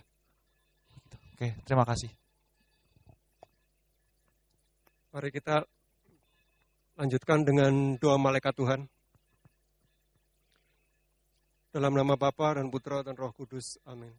Maria diberi kabar oleh malaikat Tuhan bahwa ia akan mengandung dari Roh. Salam Maria, penuh rahmat, Tuhan sertamu, terpujilah engkau di antara wanita, dan terpujilah buah tubuhmu, Yesus. Doakanlah kami yang berdosa ini sekarang dan waktu kami mati. Aku ini hamba Tuhan, terjadilah padaku menurut perkataanmu. Salam Maria, penuh rahmat, Tuhan sertamu, terpujilah engkau di antara wanita, dan terpujilah buah tubuhmu, Yesus. Santa Maria, Bunda Allah, doakanlah kami yang berdosa ini, sekarang dan waktu kami mati. Sabda sudah menjadi daging dan tinggal di antara kita. Salam Maria, penuh rahmat Tuhan sertamu, terpujilah engkau di antara wanita, dan terpujilah buah tubuhmu, Yesus. Santa Maria, Bunda Allah, doakanlah kami yang berdosa ini, sekarang dan waktu kami mati. Doakanlah kami ya Santa Bunda Allah, supaya kami dapat menikmati janji Kristus. Marilah berdoa. Ya Allah, karena kabar malaikat kami mengetahui bahwa Yesus Kristus Putramu menjadi manusia. Curahkanlah rahmat-Mu ke dalam hati kami, supaya karena sengsara dan salibnya, kami dibawa kepada kebangkitan yang mulia, sebab Dialah Tuhan pengantara kami. Amin. Dalam nama Bapa dan Putra dan Roh Kudus. Terima kasih Romo Andi yang sudah mengisi pemaparan tentang ruang sakra dan tata hias Panti Imam pada siang hari ini. Terima kasih juga untuk Bapak Ibu saudara-saudara terkasih. Mudah-mudahan lewat pemaparan yang Romo Andi berikan pada siang hari ini memberikan jawaban dari beberapa pertanyaan yang timbul dari segala yang mungkin telah terjadi ataupun yang belum terjadi atau yang akan kita lakukan nanti di masa depan. Kita bisa memperoleh panduan ya bagaimana seharusnya dan bagaimana sebaiknya kita lakukan dan bagaimana kita menghormati ruang sakra yang ada, kita mengerti di mana kita harus bersikap dengan baik, dan juga bagaimana kita untuk mendekor, khususnya untuk bapak-bapak ibu mungkin yang punya kenalan, yang nanti akan entah mantu, ya, entah punya teman yang mau menikah, kita bisa ngasih masukan juga, mestinya jangan seperti ini atau begini, ya. Siapa tahu dimintai masukan, misalkan seperti itu. Lalu untuk tadi yang menyambung pertanyaan Bu Linda ya, yang soal itu mungkin saya sempat kepikiran sebenarnya Romo, nanti jadi kayak satu ada mekanisme, karena kita kan nggak bisa tahu, kalau misalkan orang itu mau dekor, sementara dia nggak pakai orang yang HKY, yang tahu, orang luar. Seringkali terjadi orang luar itu kalau dekor itu kan tanpa pengawasan, dan kalau saya pernah pengalaman, pernah saya memberi masukan, oh nggak bisa, ini permintaan pengantin begitu sih. Padahal saya memberi masukan, mestinya jangan seperti ini. Kan kamu juga orang Katolik, kamu tahu kan, ini gini. Tapi nggak bisa. Oh ya sudah, silakan. Yang penting saya sudah melakukan kewajiban saya mengingatkan. Itu aja.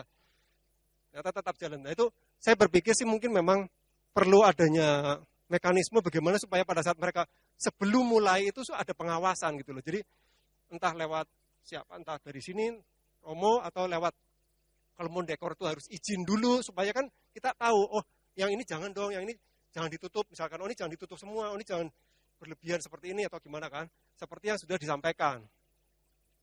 Nah itu, kita kan nggak mungkin ya, orang mau nyebrang, mau kecemplung jurang kita biarin aja terus kan. Kita kan kalau bisa kita tarik, supaya nggak selalu berulang-ulang salah gitu loh. Nah itu yang akan kita pikirkan Bu Linda, kita Panti Imam dan dari Romo nanti kita akan harus pikirkan apa solusinya untuk yang dari luar yang tidak mau mengikuti aturan. Saya juga mau mengangkat satu hal ini. Salah satu alasan dari tema ini, ruang sakra dan tata hias, dan juga kemarin ada pro kontra ataupun masukan tentang batas suci, sebenarnya ada satu yang ingin diingatkan. Simple sebenarnya, tapi kadang-kadang orang itu tidak tahu. Kita sebagai umat Katolik yang kita percaya sama Tuhan Yesus, kita percaya Dia hadir dalam sakramen Maha Kudus. Kita harusnya tahu bagaimana harusnya kita bersikap kepada Tuhan. Kalau saya boleh ambil kata-kata dari Kardinal Arense, yaitu Kepala Kongregasi Ibadat dan Tata Sakramen Sakramen Iman, itu beberapa periode yang lalu, dia ngomong begini, kalau kamu percaya bahwa sakramen itu adalah Yesus sendiri, kenapa kamu tidak berlutut? Kenapa kamu tidak merangkak, rebah di hadapannya? Jadi berilah roh hormat pada Tuhan. Tuhan tidak gila hormat, Tuhan tidak minta, tetapi gereja mengingatkan bahwa ayolah kita harusnya hormat kepada Dia. Jangan sampai memberikan contoh yang buruk. Kita yang sudah umat Katolik lama, tapi nggak punya rasa hormat, gitu loh. Itu yang sangat disayangkan gitu loh kalau seperti itu. Jadi hormatnya bagaimana?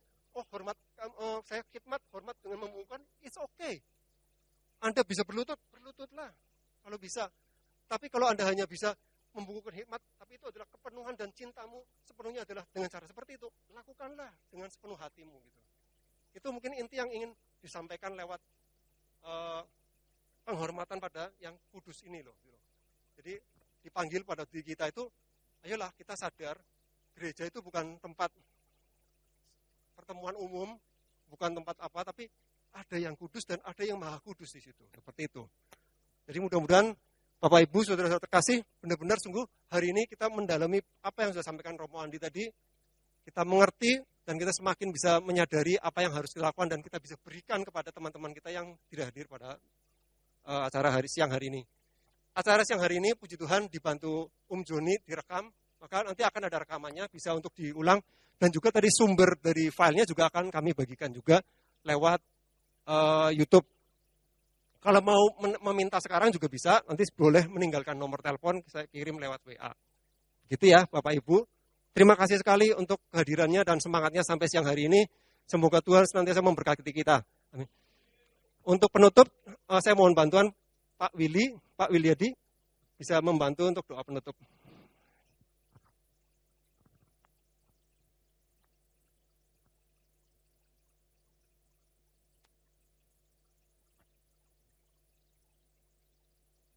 Bapak Ibu yang terkasih, mari kita satukan hati untuk bersyukur kepadanya. Dalam nama Bapa dan Putra dan Roh Kudus. Amin. Allah Bapa yang Maha Pengasih, kami memuji dan bersyukur kepadamu karena Engkau selalu mengasihi kami, memberkati kami, dan membimbing kami. Hari ini, pada perayaan Ekaristi pagi ini, Engkau telah membimbing kami untuk selalu saling mengampuni, sehingga kami dapat peroleh damai, sehingga kami dapat hidup dengan tenang, saling mengampuni, saling mengasihi. Siang ini kami juga memperoleh bimbingan-Mu melalui pengajaran kekudusan, terutama agar kami mampu menyadari kekudusan-Mu. Walaupun kesadaran kami tidak menambah kekudusan-Mu, namun berguna bagi kami untuk menambah kekudusan kami dan mendekat kepadamu, sehingga kami makin memahami misteri-misteri yang Engkau hadirkan di hadapan kami. Kini kami akan pulang ke rumah kami masing-masing. Bimbinglah kami, lindungilah kami, agar kami selamat sampai ke tempat kami masing-masing. Dan kami mohon berkat-Mu melalui Gembala kami, Romo Andi. Tuhan bersamamu.